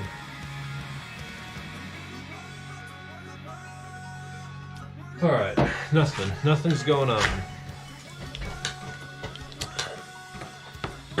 I had so many plans for all sorts of fun things that I was going to be working on tonight, but I'm getting tired. So once I finish this quad, once I finish setting it up, I'm not even going to like button it up with mounting antennas and stuff. That's that's a problem for another time. I'm gonna end it there. I wasn't even planning on working on this quad until I was like 5 minutes from starting this stream, and I finished up while I was watching Ciotti's stream. I finished buttoning up this quad, which had basically just been waiting those final moments of mounting antennas and whatnot. I didn't design, but I took 2 designs for an SMA mount and an Immortal L Crossfire mount, and I took those 2 designs and I meshed them together because I don't know how to design my own stuff in 3D. So I meshed those designs together and printed it as one thing, and it came out pretty decent, I would say. So now I have SMA and Immortal L right next to each other, which is how I like to run things. So yeah, I just finished buttoning this quad up during Ciotti's stream, and then hung it up on the wall up here. Oh, you guys can't really see me. Here, you can see my quad wall now. So I finished it, I hung it up here, and before I had a chance to reach down to the ground where I had my radio and a couple other things, or like over here on the bench where I had a couple other projects I was gonna do, I looked over and I saw this tiny little quad on the wall, and I was like, man, I've been wanting to work on that quad for way too long. It's time. So I plucked it off and I'm giving it a chance. Giving it a chance. So we'll give it a chance. Where are my tweezers? Gonna feed this wire through some fancy ways and try to solder it on. Upside down. Needs to go right there. There should be enough room to make this happen. It's a little sketchy. A little bit of blue tack makes this quad stand right up all on its own though. It's pretty nifty. Alright. This actually might be pretty easy. Just gotta get in and out with the heat quick in this very tight space.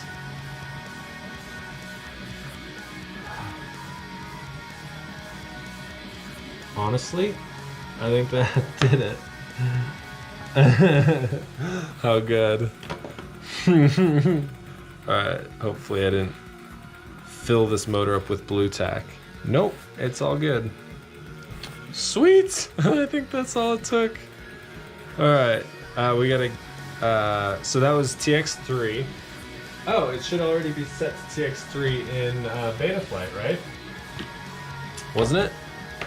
I think that's where I left it. I might be wrong, but I think that's where I left it. So, Tango 2. Welcome to Tango. Power that on, we immediately get a bind. Goggles. And we'll just see if it immediately jumps. Well, I don't have video anymore, so that might be a good sign. Yay! It immediately jumped to race 4. Alright, so now I just gotta test real quick. Changing of channel. So let me...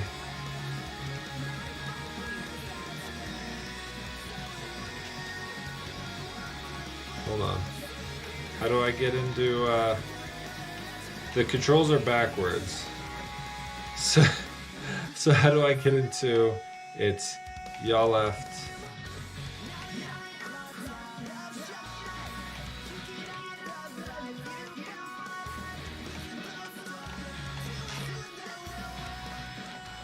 No, that was it. There it is. Features in down EdgeTX. Alright. Hold on. It's flashing in the video so hard. and I hope it's just a lighting thing.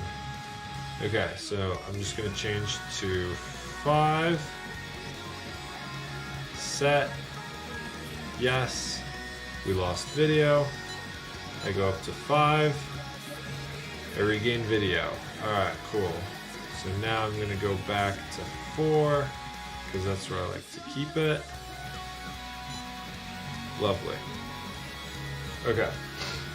This flashing is really awful, so I just need to see here real quick if I like back things up. Yeah.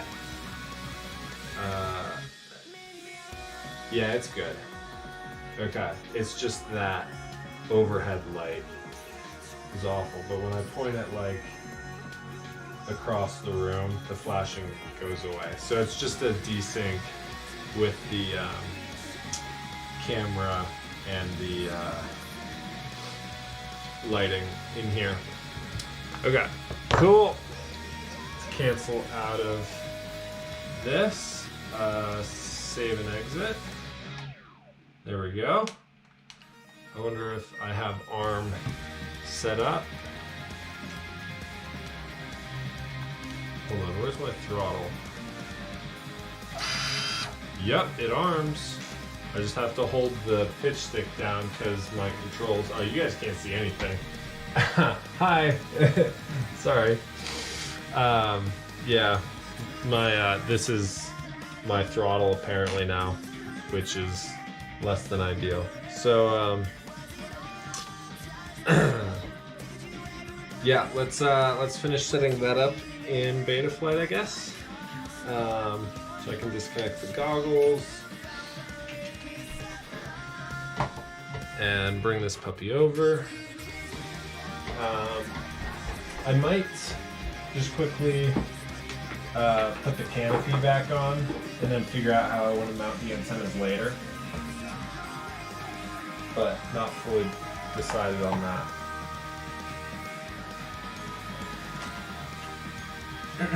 So here's the crazy thing. I've had issues in the past with my Tango 2 being weird about the channel order, and I've like reset it and done a couple things. Pitch, throttle,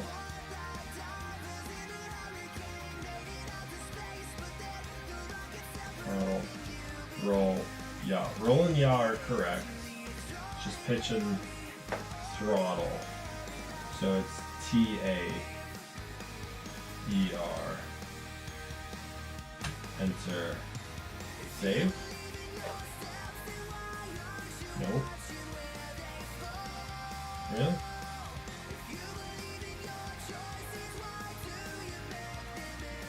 That's not right at all. Wait. Oh, it is? No, hold on. T-A-E-T-R. Hold on. That's yaw.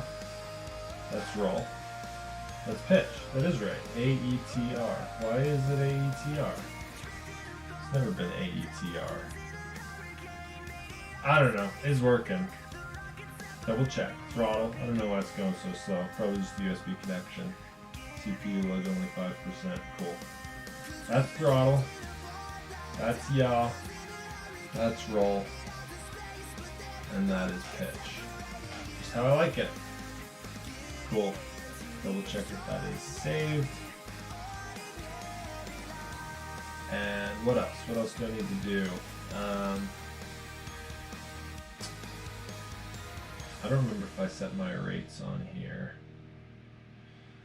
Yeah, it looks like my rates. Rate profile 2. Oh wait, no, that's the... No, those are my rates. Yeah. Cool. I should have it on a switch. Not that switch. That switch? I don't remember. Maybe I don't have it on a switch yet. So there might be a little more setup to do. Betaflight's going real slow. No, I have it on a switch. Cool. Modes, angle mode. That's angle mode. So that's my switch for rates. It's been a while. And yeah, everything's working. Cool. lovely.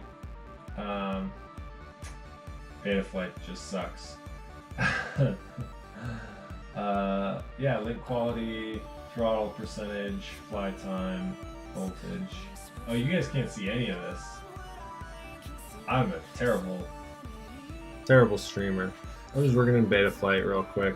It's going real slow. Anyways, that's all I wanted to do. Quick disconnect, quick reboot, quick arm.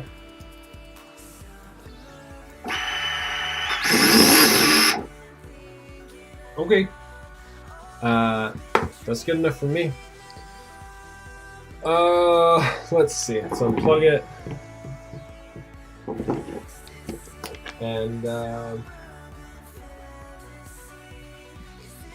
bench cam. I'll go ahead and who's still in here? Says I have 5 viewers still.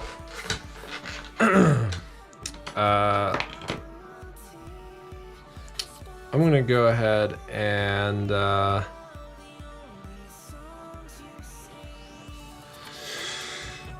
put in like 3 minutes of work to try and button this up. I don't quite know where I'm gonna mount the Crossfire, but there's plenty of room. If I need to extend the wires, I can come back and do that.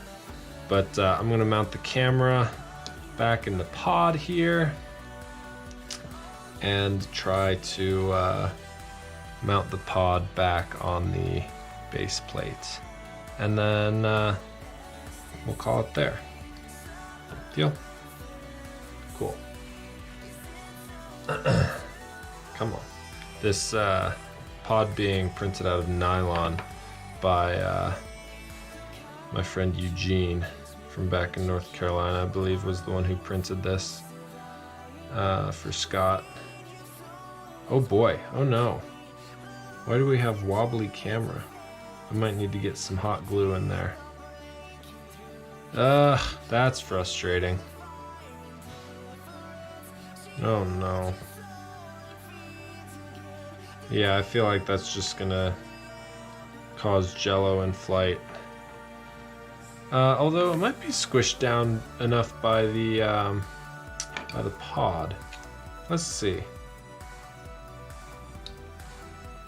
So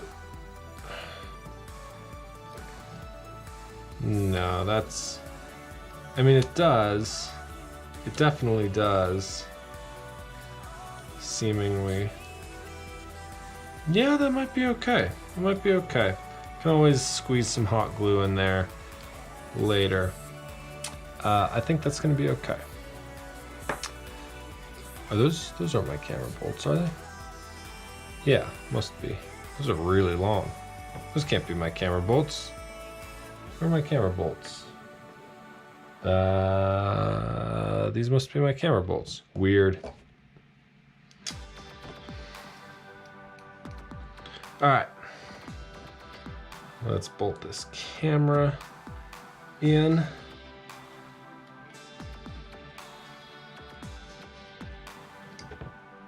Loosely do one side.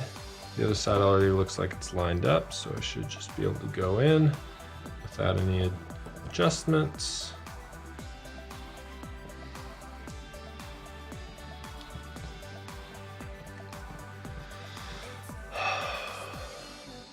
Cool. Let's give it a little bit of additional tilt, because it's really tight and really hard to do that in the field.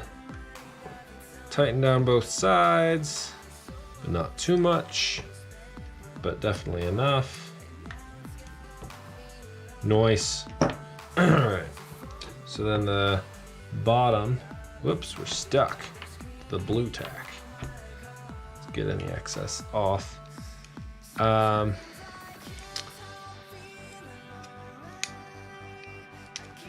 Just trying to give that camera wire appropriate number of twists.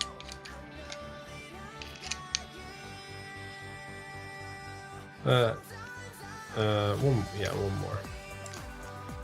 I'm twisting it and untwisting it and retwisting it just to see where it wants to be, where it wants to sit. So then the pod, front of the pod slides over the bottom of the, or the front of the base plate until that rear standoff, there's only one standoff, until that lines up.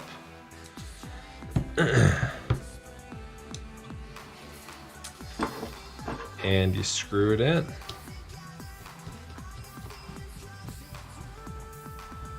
Cool. So yeah, I do still need to figure out mounting for the Crossfire. I think if I reorient some of these wires, I bet you I could get it taped down in the front here where there's plenty of room, like that, but I don't want these wires running around the outside. Excuse me. But yeah, I can tape it down in the front there. If the wires aren't quite long enough, I can extend them and then just mount that Immortal T either to the front here or to the arm. And then honestly, the placement of this video antenna isn't awful where it's at. I could just leave it there, or I could run this longer one and get a bit of an elevated mount to hold it in place up above and get some better video, better range, but less durability. Although this guy isn't particularly durable, just kind of flopping around, it's probably going to get caught up in the props and whatnot. So that's it though. Thanks for hanging out, guys. Sorry for this kind of low energy ends to the stream. I just kind of got drained way faster than expected and didn't get as much done as I expected, but that happens sometimes. So thanks for hanging out.